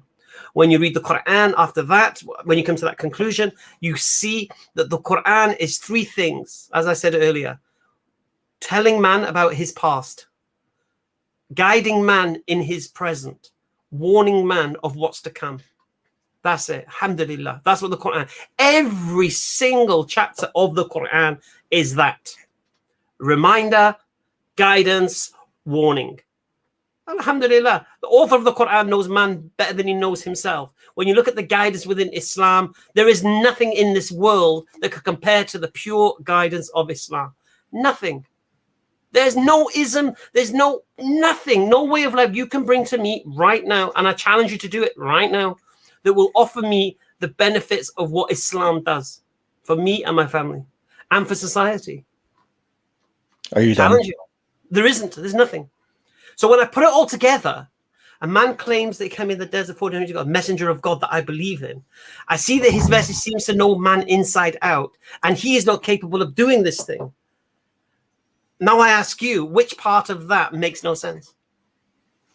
The fact that you did not give any sort of a good argument for why it is that you reached the conclusions that you did. You didn't come with an argument. What you basically just did was that you gave an overall idea about why it is that you came. Okay, my argument is very simple.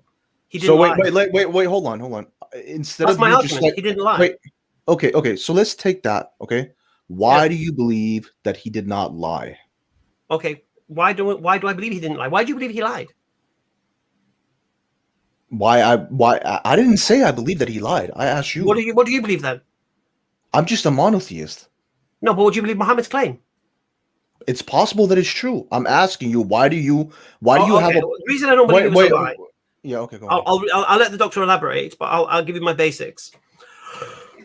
First of all, he was known as Al-Amin, the trusted one. So he was known as a man for 40 years not to lie. Wait. Can we just stop just for a quick second? Go on. Okay? Can we just take these things one point at a time instead of you like giving a 20-minute lecture?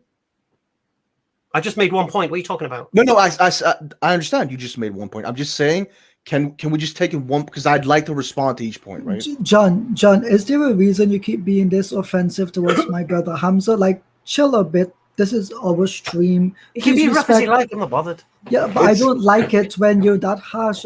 Listen, we're all guests here, okay? Let's try to be friendly it's cool, bro. with each other. Cool, bro. I wouldn't be like that towards you. Just know that. I wouldn't be like that towards you. Well, hopefully you can treat me like you treat Hamza, because he's my brother, and that's what I would like to see. Okay. Anyways, go on, Hamza. No, you interrupted me.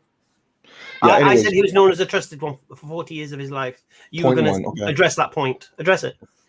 Okay, he was no. Okay, why should I take? Okay, so first of all, when you say he was known as a trusted one, right? Where do Yeah. you get that information from? Because the information that we have about the Prophet Muhammad is very, very, very limited from sources that are non-Muslim. What we have. Why does that matter? Okay, can I just make Hamza, my that's point? actually fundamentally wrong, though. You see, that's actually fundamentally John. You see, the thing here is this: when we learn about Shakespeare, or we learn about Christopher Columbus, or Aristotle, or Plato, or anybody in history, none of them even come to the height of the ankle, let's say, when you start talking about the amount of information, witness testimony, multiple witness testimony over multiple chains, ending up in multiple countries that all reconfirm and affirm the qualities of the Prophet Muhammad, peace be upon him. And yet, most of us wouldn't have a problem with much of history that we've learned, and it may only have 5% or 2% of what we actually have about the Prophet Muhammad, peace be upon him. So, John, with all due respect, you're actually making a claim that is actually false. To be honest, to be completely honest, and that's why, John, to have an honest conversation, we need to at least acknowledge what we have. Okay, Okay. can I? Okay, so can I just make a point to what you just said there? First of all, like my point was that the sources that you have on the Prophet Muhammad, right, are very limited once you move outside of the Muslim community, right? So it's rational to think, right, that if you have a community who believes in this person, that they're going to be biased towards this person. Let right? me ask you a question, Wait, John. Can I just finish? Can I just? Yeah, Finish? please do. They're going to be biased towards this person, right? You're not going to show me any sort of narration or whatever about how good his character was or whatever from, let's say, some Roman source or something like that, right? The only things we have from him are some letters, right, or some people talking about him, right? They're talking about that there's this movement in Arabia and they have a leader called Muhammad and he claims to be a prophet or whatever. John. Wait, let me just finish. You Can I reject just all can I just history. finish? Do you I don't reject reject history? all of history. No, but what I'm being Why not? cognizant. Hamza, I'd just like to come into what John is saying. Yeah. Well, no, wait. Let me just make a point, right? Even if I were to agree, right, that people in his time said that he's a truthful person, he's a good person, he's a great person, or whatever, right? Even if I were to agree with that, right? Even if I were to agree with his enemy's assessment that said this guy is not a liar, right? We've always known him as being truthful, or whatever, right? Why should I take their word for it and extrapolate that to the huge claim, right, that this person got revelation from the creator of the galaxies? Why would I why would I do that? How is that rational? All right, I'm going to actually let Dr. Imran come in there, even though I've got a couple of points why I believe that your argument actually doesn't stack up. But however, I'm going to let Imran come in there first, and then Hamza, you can come in there after Imran. To John, I'm really surprised at your approach to history, because in history, what we don't do is ignore the testimony of the civilization that we're studying. Now, it's the Western Orientalist position to do what you're doing, which is to assume that everything that the Arabs, the people of the time gave us is somehow suspect. We can't trust it. This is a Western Orientalist approach that is well documented for the last 100 years. It's been going on, and this is why we get revisionist history from these very same Orientalists. And if we were to do this, even if you want to study the history of Egypt, and if you were to look at, actually we can't believe anything that's written on the hieroglyphics because these people could be biased. We can't look at anything that's produced by. We have to go outside of these nations to see what they said about. We would get no idea of the history of the Egyptians, and you can apply that to any people. You would get no idea of the history of the people. So that's the first thing. The second thing is, so that's your approach is ahistorical. It's not actually the approach of somebody who genuinely wants to do an historical investigation. My approach is scientific, and I'll tell you in a no, second. no, I'll explain. Let me just explain. Okay. So history is not done. I'll be interested to hear how we do history scientifically. That would be an interesting conversation. History is essentially people passing on testimony for other people to know what has happened. This is basically what history is, and we have primary sources for people's opinions or their testimonies being written down, and that's how we then construct a history of these people. We then verify this by using archaeological data, etc., whatever that we might do to investigate. Now, that's one thing. I think the approach that my view is that the approach that you're using isn't a historically accurate approach. The second thing for that thing on that is that when you do go to the Muslim sources, when you do go to the people who were there, who made the claims that they had made and testified about the things they had witnessed, which we can go into that a little bit, they say exactly what Hamza has said to you, that this is somebody who is known to be trustworthy. And they talk about his life the pre-claim of prophethood and post-claim of prophethood. So we have a transitional piece of information, i.e., before and after the event. And we can analyze these to see. To see if this actually was there a change before and after. There's lots of things you can do to try and analyze this. The third thing on top of that. Okay, I feel like you jumped over some pretty important stuff there. But go on. Sure. Go on. I'm giving you a broad outline because I think because we're talking about approaches. Now, if your approaches say, okay, I'm not going to trust whatever these guys have said because it's from them, then really what you're saying is that take away 99% of the data. I want 1% of data that has to come from somewhere else, and that's the only thing I'm going to look at. Then you might as well admit that you're not interested in finding out what actually happened. You're not interested in finding out what the experiences of the people were. You're not interested in finding out what the witnesses actually said, because you're automatically rejecting this. And the term you're putting forward is bias. Now, there isn't anything that isn't bias, but what you can do is you can analyze the data that's presented to see actually is there a consensus of information. So you can remove hyperbole out of the scenario, and you can look at the consensus of the information. Okay, thank you for making those points, right? So here's my contention with that. First of all, what you basically you use words to make it seem more sophisticated than it really is, right? What it basically is people who say that this person was truthful, right? And then what you have left, right, is a community who believed that this person was a prophet, saying, basically praising this person and saying, he was a prophet, he had miracles and so on and so forth, right? By the way, in my opinion, in contrast to what's in the Quran, because in the Quran, it doesn't seem like he's a prophet who makes these supernatural miracles, but in Hadith, it's like filled with stuff like this. That's just a side note. Anyways, but what I wanted to say, just on that side note, can I just say something? But the side note you gave is very inaccurate. Okay, but can I just say something? Yeah. What I'm interested in is the scientific method. Okay. Now listen, if Einstein said, let's say Einstein is a very, very, very smart physicist. Okay.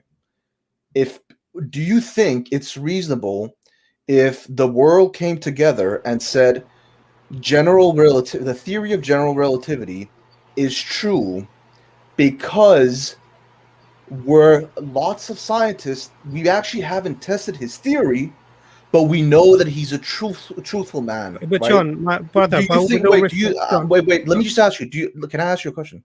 You asked me that, John. There's a problem. Is that rational? John, there's a problem with your approach.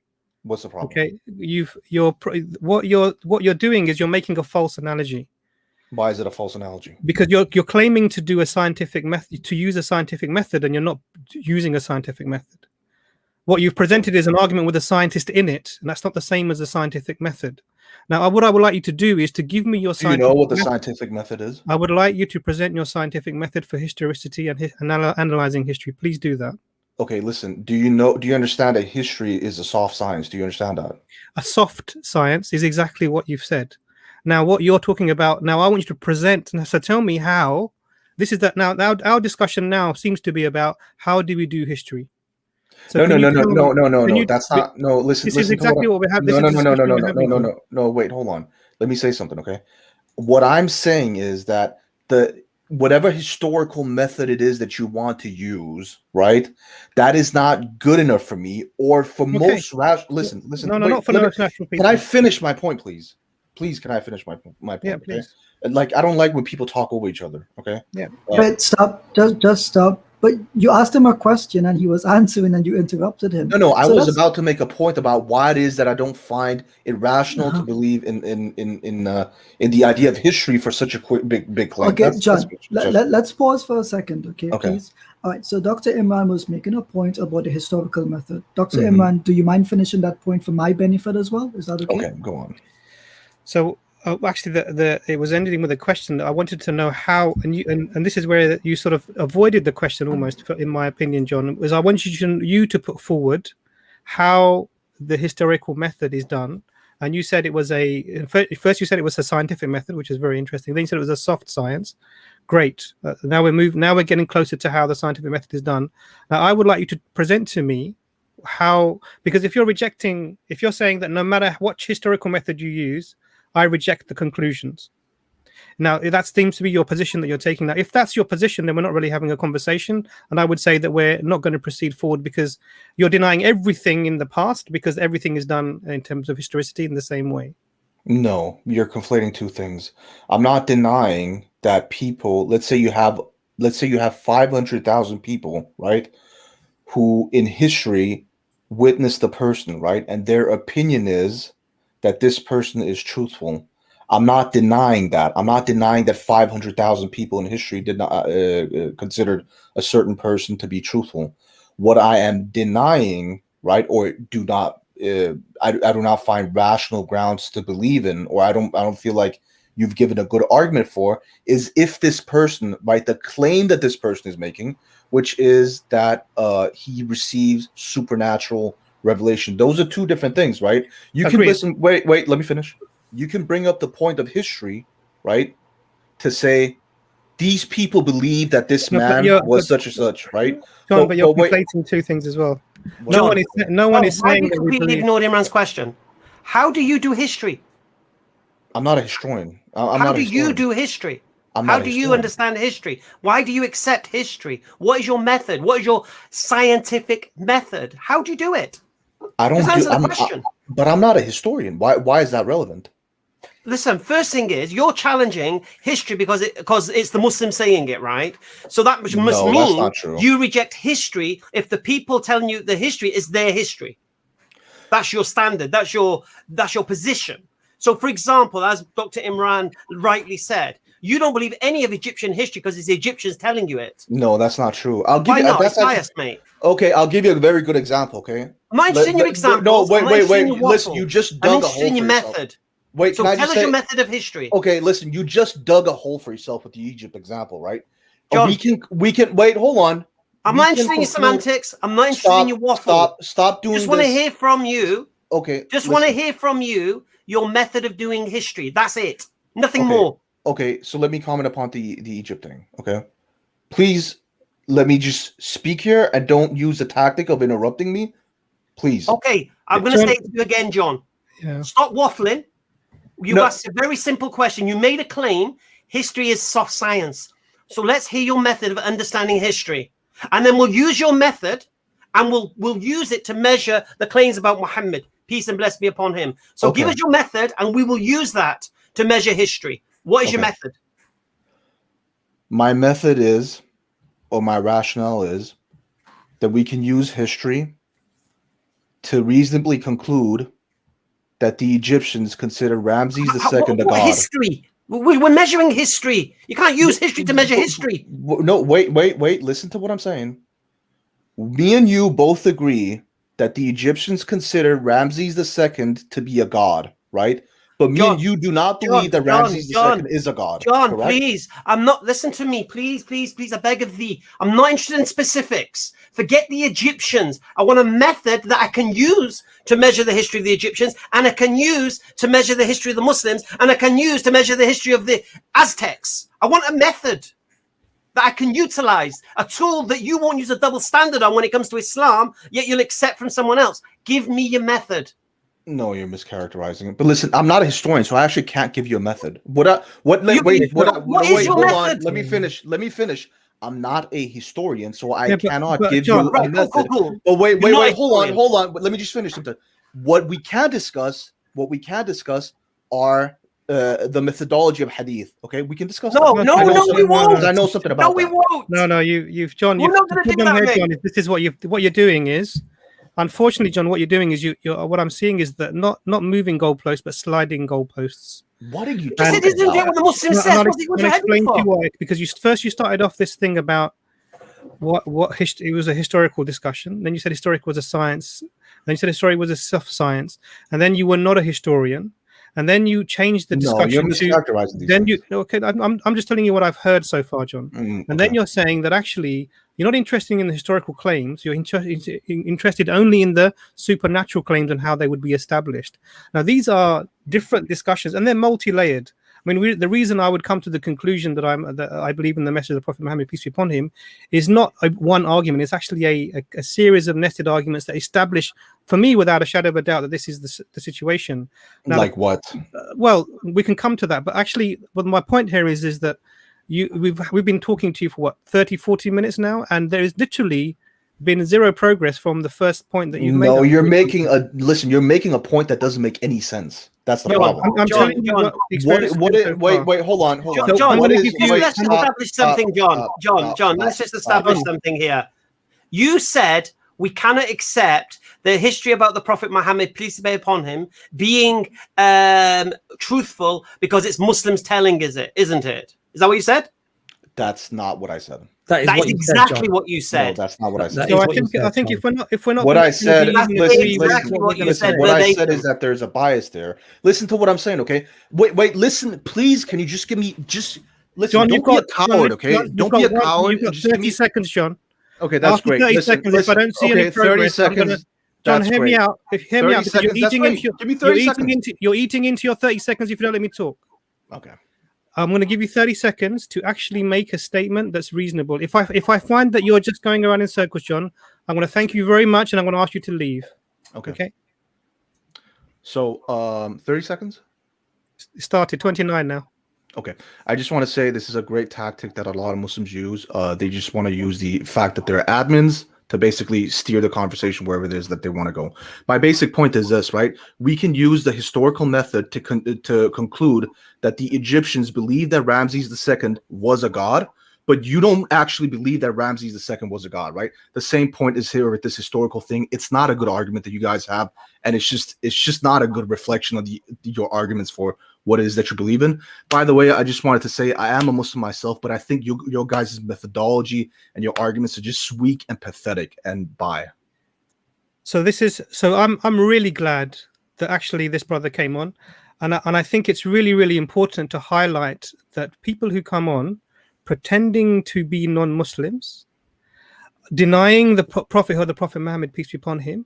I mean, in the end, he said he was a Muslim, but he denied the prophethood of the Prophet Muhammad, peace be upon him. He's a Quranist. Absolutely. I don't really I'm not interested in what he thinks he is, because I'm not interested in that. I'm just talking about the tactic first. The second thing is his whole approach to. I mean, if he was very honest, we would have a discussion about the Quran rejection, and I think that would have been sufficient. But I'm really glad he came on, because it tells me that people who come on and they can't even have the honesty, the decency, the bravery to show their true colors as they are, then they're really not worth having a discussion with. So we've had a discussion with someone who calls himself a Muslim on a stream that is meant to be for the benefit of non-Muslims, and this person has brought on this thing, and what does he do? I don't believe in historical testimony. Okay, why do you believe that you have the Quran that came from the Prophet Muhammad, peace be upon him? Find me a source outside of the Muslims that tells you what this is, and this is what the Quran is. This is it. Already the discussion is finished. Secondly, then to talk about establishing whether something is divine or not is a completely separate discussion.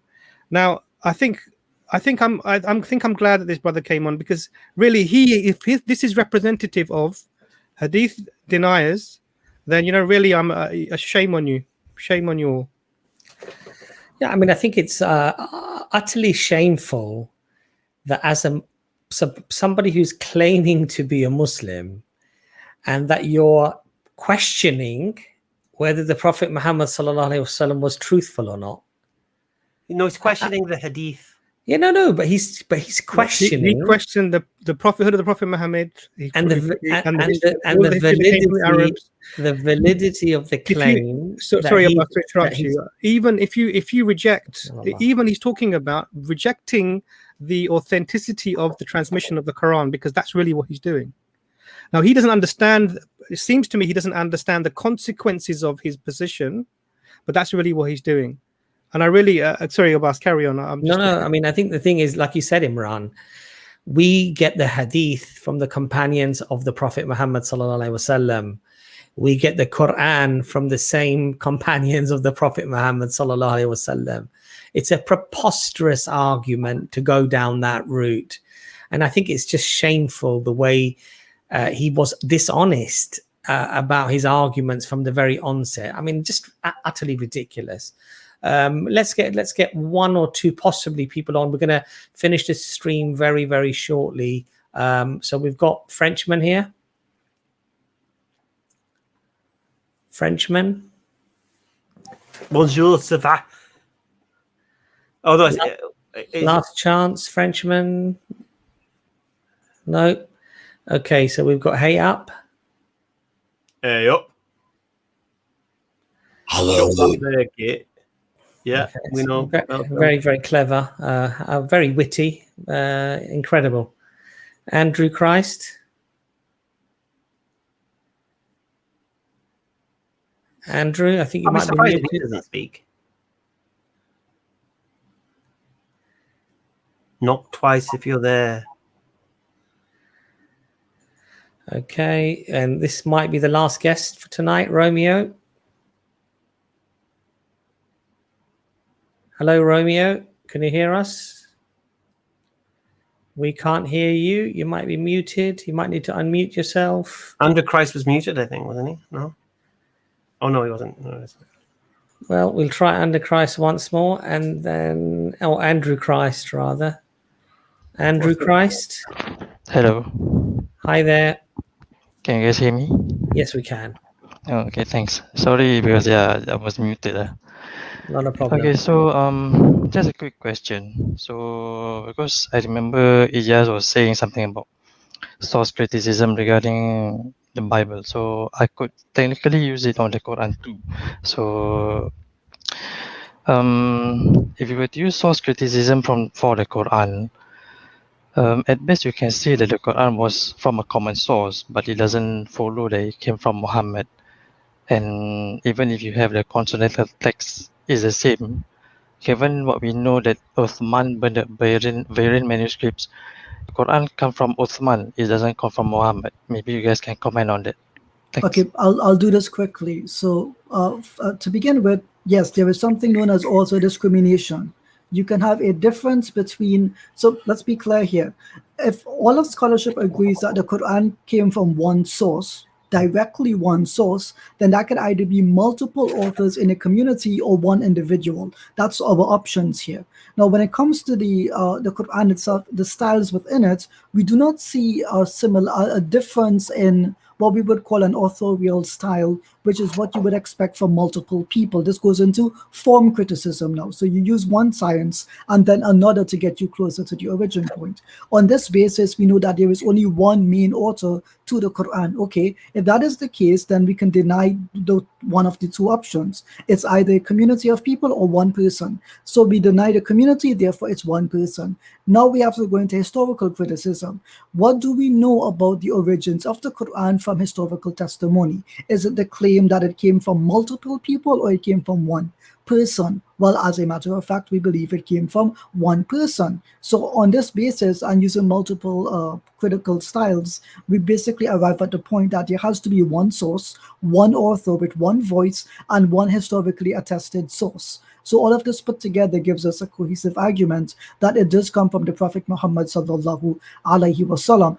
I would also add the point here that It would be difficult for someone to claim that the Quran is the words of the Prophet. This is not the claims of us Muslims. We believe he is a conduit, he is the deliverer of the message, but he is not the origin of the message itself. So, typically, and I know that Brother Nazam and the others can back me up here, there is something known as auto discrimination. And auto discrimination means you analyze a person's writing, speaking style, basically, and you try to discern the DNA of their style and identifies in other literary genres. On that basis, studies have been done by multiple peer-reviewed organizations and in research papers demonstrating that the author of the Quran cannot be the Prophet Muhammad sallallahu alaihi wasallam because they have two completely unique styles. One is not the other. So on what basis do you make the claim that we cannot historically verify that the Quran came from the Prophet Muhammad sallallahu alaihi wasallam? Am I allowed to speak now? Yeah, go right ahead. Critique the point. Because this is my personal opinion. Because if you cannot provide evidence of your positive assertion that is from Muhammad and rely on an oral tawatur, that is basically something similar to he said and she said. No, Andrew, you can't equate that with Chinese whispers, right? So, for example, we have inscriptions, right? So inscriptions and manuscripts from within the 1st century of the Hijrah that attest to this. So this is within the same century, within living generations of people. I mean, do you consider the writings of the patristics to be Chinese whispers? No, and that's based on even less evidence. So we have more numbers and more witnesses. How do you equate the two? We're doing this point by point. Why do you equate between the two of them?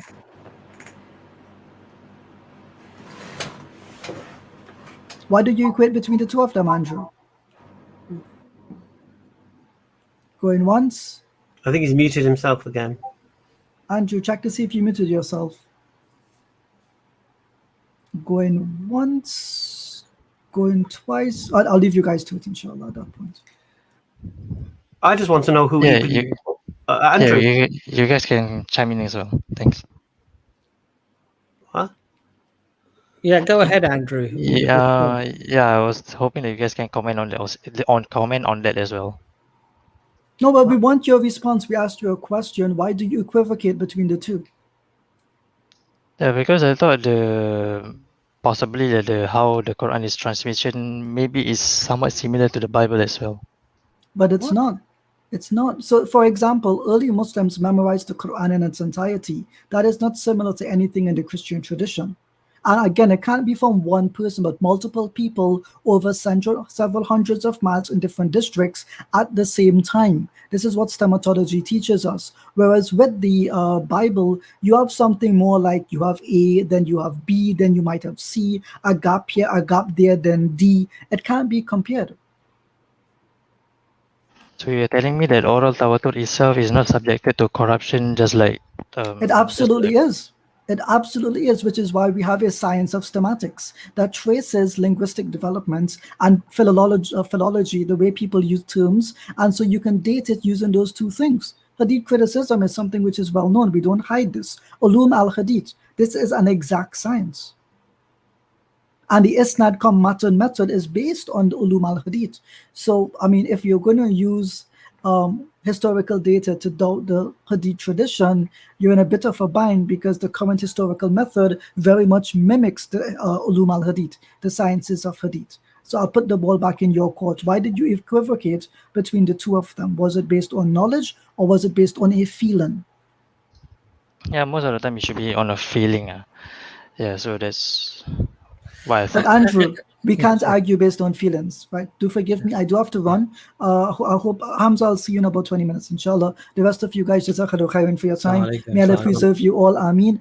Andrew, it was nice to speak to you again. And I'm assuming that you're named after, I think, was it John or James, the brother? I forget which one. But have a good day, everyone. Good night. Take care. Assalamu alaikum. Andrew, can I say a quick question, though? You said Uthman is the author of the... Do you believe Uthman authored the Quran in your paradigm? No, that's not what I'm asking. Because who do you believe is the author of the Quran?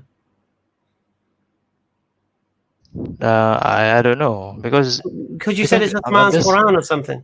Yeah, because I was following the same line of reasoning that about source criticism. So because if we were to So, okay, basically how I see it is like just like when you're doing the Gospel of John series, I believe you guys or Ijaz was commenting that you have to remove John, then you have to work from your way up, from your ground up, and to determine that it is John who's the one who wrote the Gospels.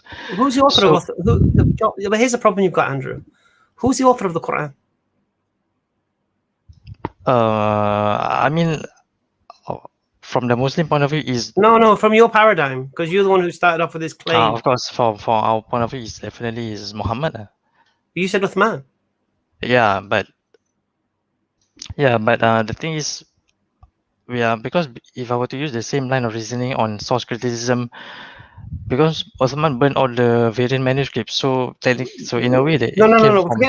Forget that. Let's just say what he burnt the he burnt the he basically burnt the manuscripts. Whatever. Yeah.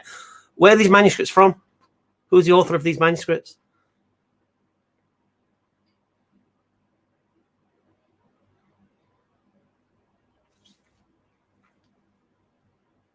You're muted. You're still muted. And still muted. Andrew, you've muted yourself. Andrew's thinking. I think we'll yeah, I'm thinking. Oh, here we go. Let's Yeah, say I'm pretty much thinking. So,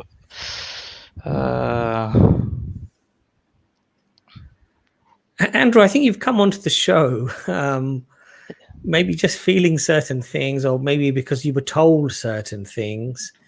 And I mean, it's just sort of unraveled. I think the thing is, you're just making a completely false comparison. Like Brother Ijaz said, we have a tradition of people who memorize the entire Quran from the time of the Prophet Muhammad, peace be upon him. And we have 4-year-olds and 5-year-olds and 6-year-olds commonly who memorize the entire Quran. That tradition is an unbroken chain where we can link every single scholar right the way back up to the Prophet Muhammad, peace be upon him. You have no equivalence of that in the Bible. The Bible itself, with Christian scholarship saying it's anonymous, and it took hundreds of years to finalize what would make the scripture, what books would be accepted and what would not be accepted. And even till modern times today, words are often changed, verses are removed because it's found that they've been added in afterwards, or they didn't exist previously. It's just no comparison between the Quran and between what we have with the Bible today. So, I mean, I think you're probably, with all due respect, I think you just lack the very basic knowledge in terms of this subject to be able to discuss it in any meaningful way. Can I just help with that a little bit? Yeah, sure, of course. So, Andrew, just something for you to think about. So, if you look at the best way to do this is just do a side-by-side comparison of the methods in the two religions, right? So, in Christianity, you had Jesus, depending on which gospel you read, walking around preaching the gospel, yeah. And then sometime after that, this was written down by people who initially didn't write their names to the text that they wrote to. So they were anonymous, and this is sort of not controversial. Everyone really agrees to this. And so that's one step. So I'm gonna now go to so this was written post Jesus life on earth by people whose names we don't have on the original works when they're originals. Now in Islam, what was it like? During the Prophet peace be upon him was receiving revelation orally and transmitting it orally to the people immediately. There wasn't any delay within that process. So the information was automatic, orally given out, and people were writing it down. So there were scribes, there were lots of scribes of the Prophet peace be upon him.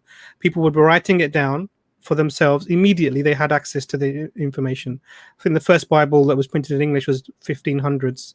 So if we compare that, so first of all, immediately written down in the life of the Prophet peace be upon him, that goes for the Quran throughout. If you look at how this was written, the Bible was written post Jesus, after Jesus peace be upon him, by people who didn't have their names, and then we have gaps in the transmission, i.e., from the 1st century to maybe the 3rd century. There's very little manuscript evidence, very little, maybe scraps here and there. And then we have the 4th century, we start to get the manuscripts appearing, and the 9th century we get the vast majority of them appearing. Now, what was it like for the Quran? We have two parallel systems of preservation. We have the written text, which we have, if you look even the Birmingham manuscript during which dates to the life of the Prophet Muhammad, peace be upon him, 98% exactly as the Qurans are today. And if you look at the oral transmission, that remains from the beginning. Now, where was that oral transmission system set up? The oral transmission system was set up with the Taraweehs in Ramadan during the life of the Prophet Muhammad, peace be upon him, where the Quran was orally recited in its entirety every single year until the end of the Prophet's life, and then it carried on with the people. So that transmission has carried on. So if you just try and compare these two things, you're talking about, and on top of that, layer something else on top of that. The languages of the Bible, ancient Hebrew and Koine Greek, are spoken by maybe a handful of scholars throughout the world. This is not accessible even now to the people in this original language. The Arabic of the Quran is available to 300 million people who speak the Arabic language, and they can access it immediately at face value straight away. Now, what you're going to find when you do this is that you're going to be in a position where you're comparing an apple and an orange and trying to say, look, they look round, i.e. they're both religious texts, so they must be that have the same problems. No, they're entirely different. And I think that's the problem that you're going to find, that when you come to do the comparisons, and we have even more it's even more nuanced. So when it comes to the Quran, if you compare the Quran to the statements that we know have come from the Prophet Muhammad, peace be upon him, and you did a linguistic analysis, it's clear that these aren't the same individual speaking. On top of that, the Quran itself brings forward a claim of inimitability, which is an objective challenge of the structure of the language that's used within the Quran. That still remains outstanding. No one is able to provide that. Now, and it gets even deeper, but let's leave it at this level for now. You can't compare these two things, my brother. So what I'd say to you is to take a step back and try and see why, because they are different. So if you're going to approach the Quran, you're going to have different issues in terms of trying to deal with this historicity. And when it comes to the Bible, you have different issues. So I can point to a 400-year gap in transmission for the Bible. You can't do that for the Quran. So that's a few points just for you to think about, my brother. I appreciate it. But here's the thing that maybe you guys can give me your thoughts on this. If the Quran is really from Muhammad himself, assumingly, I would like to assume that since he went around preaching and you claim that the oral tawatur is perfect and that Muslims should have a coherent and united answer on what happened to missing verses and what is going on with disputed verses like Surah 92 verse 1 to 3. But you will never find a single unanimous answer on what happened to the missing verses on stoning, for example. So some Muslims claim it was abrogated, while others claim it was something else, or maybe like it was eaten by a sheep. But Andrew, you know what you're doing with this. Did you just say eaten by a sheep? Yeah. Andrew, I need to. Sorry, I know you're going to say that. Let me just deal with eaten by a sheep. The Prophet Muhammad receives revelation. Yeah, and he recites it, and the people write it down, and the people memorize it. And in Taraweeh every year they're reciting these verses. And you think a sheep eats a page of a manuscript, deletes any other manuscript, and erases everybody's memory? Do you honestly believe that? I don't know. As in, did the sheep eat the memories? No. Did the sheep mind wipe everybody? Of course not, but the thing is, so don't be so ridiculous and bring a sheep, because what you're acting like then is the Quran was written on one piece of paper and it was under Aisha's pillow and that was it, and the goat ate it, we don't know where it went. What happened to all the people who memorized it, who were reciting it, if indeed they were? But how is it possible that you have the Quran, which is from Muhammad, but there's not a single historical record of him approving your specific qira'at? No, okay, let me explain to you. So here we go, Andrew. Now what you're doing, you're asking where he gets his information from first, because he's saying things that are not true. Because this is sort of the typical stuff that we see from people from really Islamophobic type of sources. But let me give you a nuance, yeah. So the Quran was recited by the Prophet Muhammad, peace be upon him, in his lifetime in Ramadan. We know this. So the idea that the recitation wasn't known or how to recite it wasn't known is bizarre. I mean, really, it's It was being recited, so it was known. The second and the second thing is, why would it have to be one qira'at? Why would it have to be one method mode? Because the Prophet, peace be upon him, already said that the Quran was revealed in 7 ahruf. So why are you restricting something to one when we don't restrict it to one in our tradition anyway? It's an arbitrary thing. On top of that, well, the interesting thing is that the compilation of the texts is fascinating. So the compilation of texts is how, for the Bible, we had many gospels that were out there that were candidates for being used. We had a council where some priests went into a hiding for a number of days or whatever, and then they decided this is going to be what the canon constitutes in a nutshell. For Islam, we had the Quran was already written down in its entirety in the life of the Prophet Muhammad, peace be upon him. It was being recited every year, at least. I mean, every time, in 5 times a day in the prayers, every day it was being recited, large portions of it. Once a year in Ramadan, it was being recited in its entirety. So we knew, and we even have statements from the Prophet that this verse goes at the end of this surah, etc., telling people where to place specific verses. We have all of these, so we knew even the order in which things would be put together. And then on top of that, what you had was the compilation. So how was the compilation done?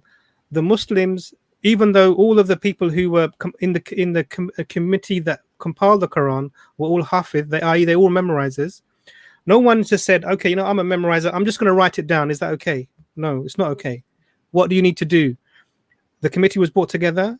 We need people to come with a written text, someone who had written it in the presence of the Prophet Muhammad, peace be upon him, and a witness who witnessed this happening. So there had to be 2 people coming with the verses in a written form, and a witness to that being written in the presence of the Prophet Muhammad, peace be upon him. Why? Because the Prophet Muhammad, peace be upon him, would check to see if what was written was what he had recited. They would read it back to the Prophet, peace be upon him, and he would say, actually, yes, this is fine, perfectly. And so we have this checking of even the writing down of the Quran during the life of the Prophet Muhammad, peace be upon him. Now, so we had this committee. So the Muslims as a community, why was it done as a community? The Muslims as a community have agreed what the Quran is. There was no one saying, oh, you missed this, or you left this out, or this should be added in, or this was. We didn't have that in the Bible. What do we have all the time? We have this in the history of the Bible. The letter of James shouldn't be, the epistle of James shouldn't be part of the Bible. Some people rejecting Paul's works, some people rejecting everything except for Paul's works. We have people, the Catholics having 73 books and the Protestants having 66 books, and the different canons in the different. If you went to Africa, you'd get a different canon which has a different number of books. The Eastern Orthodox have different number of books within their text. So even the actual contents of the Bible are not agreed amongst the Christians. Muslims have not had this. Now you can't then bring these sort of vague statements and say that they are indicative of anything like an inaccuracy in the transmission, because it doesn't work. We still have the oral transmission. We still have manuscript evidence to the 1st century. We have manuscripts now that are dated to within the life of the Prophet Muhammad, peace be upon him. Andrew, I mean, I really don't get how you're even coming with the argument, my friend. Andrew, can I just on top of that, Andrew? Sorry, just something to think about. Do you apply this same scrutiny to your Bible?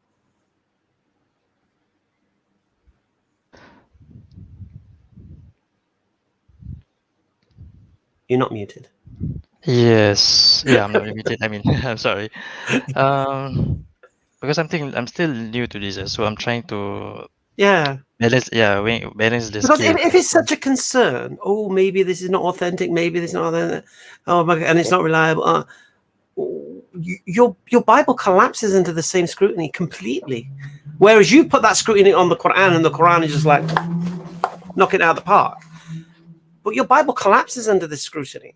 So I'm kind of confused. You've got this concern, this fiqh, this zealousness for haqq, for truth, for authentic manuscripts and scripture, and yet your Bible collapses under that scrutiny. Why are you a Christian?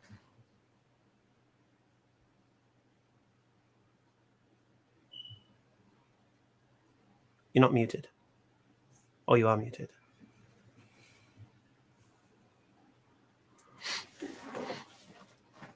You muted. Unmute yourself, Andrew. I think he deliberately muted himself because he doesn't. Yeah, no, because I need to think back on my points first. So before I actually answer you. Andrew, are you reading from something? He's reading why he's a Christian. Okay. Okay, I think. Look, you know what? We've come Yeah. to an end. right. We've come to the end of the stream. I mean, I think one thing that I would say to anyone who's even remotely suspicious or doubtful of the preservation of the Quran for whatever reason, there's a very simple rule that I apply.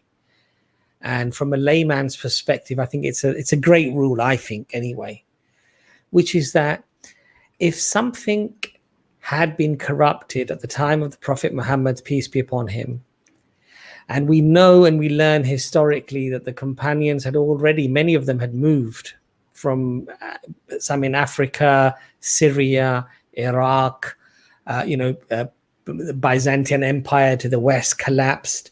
So we know that there were Muslims that had moved out who were also praying, who were also reading the Quran in their prayers, right?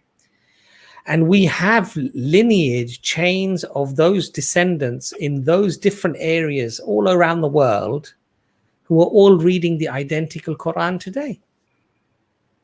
So how can that happen?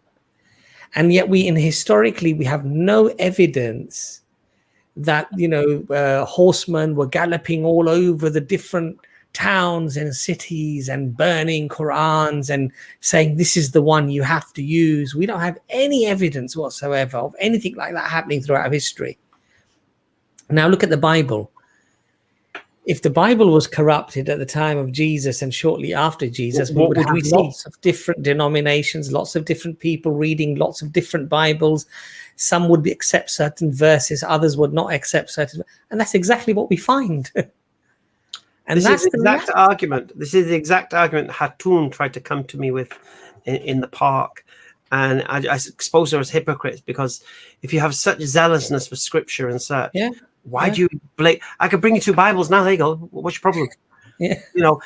Her initial claim to me was the Quran we have today is not the same as what Muhammad, peace and peace upon him, came with, right? Yeah, and I just said, prove it. Well, we don't have the Quran. Oh. So how can you say it's different then if you don't have it? It's just like anyway. It's hypocrisy at the highest level. Your book is in tatters. We rip apart the Bible every other Sunday on the historicity streams. There's no defense, and it's in tatters. And what you're trying to do, you're trying to do the same to the Quran. Guess what? Brother Nazam, do you want to add anything before we go? I was just going to recommend to Brother Andrew, if he's got any Muslim friends, maybe they can take him to the mosque, and there you can witness, like with your own eyes, you will see the Imam reciting the Quran from memory, and this is like an established tradition that is done throughout all over the world, where Muslims would recite the Quran 5 times a day in their prayers from memory. So you physically can witness this miracle. Nazam, in fact, if you go on YouTube and put children imams, you'll have children, some of whom look as young as 10 or 12 years old, because when you do the non-obligatory prayers in Ramadan, for example, a minor can lead the prayer. So you can have like a 10-year-old, 11-year-old leading the prayer. Yeah. And just one other thing I wanted to add as well, because Jay Smith got mentioned earlier, right? So I was at a talk with Jay Smith, and he made this claim that we've only had the Quran since 1924. You were there, I think, Nazam. I remember. Dr. Imran as well, I think. Yeah. And he said the Quran since 1924. So in Tarawih in 1923, they was reading a different Quran. He goes, what was the difference? This is clueless. It's nonsense. It's just absolute garbage. They just come out with as if like it's true. And well, Hamza, you know what it is? The absurdity is my dad was born in 1931, right? That means my grandfather was reading a different Quran, and my dad's brother, one of his brothers, mashallah, is Hufaz. He's a memorizer of the Quran. Okay, so that means that my uncle used to lead the Tarawih prayer in the house and read the entire Quran from memory, whilst the other brothers and his father and my grandfather would be behind him, reading the prayer with them. Subhanallah. So my grandfather Hamza basically was reading a different Quran according to J. Smith, and my uncle, who's a memorizer of the Quran, would have been reciting a different Quran, and everyone would have been just quiet. Nobody would have said a word. It's suspenseful. It's just I don't get it. That's why, like I say, show me the differences. Just bring me a different Quran then. Bring me the Quran with the verses missing, verses added. I can do that for your Bible. You've got no problems with it. Got absolutely no problems with it. It's just It doesn't change the message. Yeah, it does. Acts 8:37 changes infancy baptism. It does change the message. And also, the doctrines of Christianity are not even in the Bible. SubhanAllah. Imran, we're going to give you the last word before we say salam to everyone. Jazakallah khair for your patience. And even though the people come on and they're trolling, actually we learn a lot of useful lessons from them. So Jazakallah khair for even those people that came on, because it highlights the inability to come straightforwardly with your point, because you know that it's not going to be strong. Alhamdulillah. With that bombshell, we'll say assalamu alaikum wa rahmatullahi wa barakatuh. Wa alaikum assalam.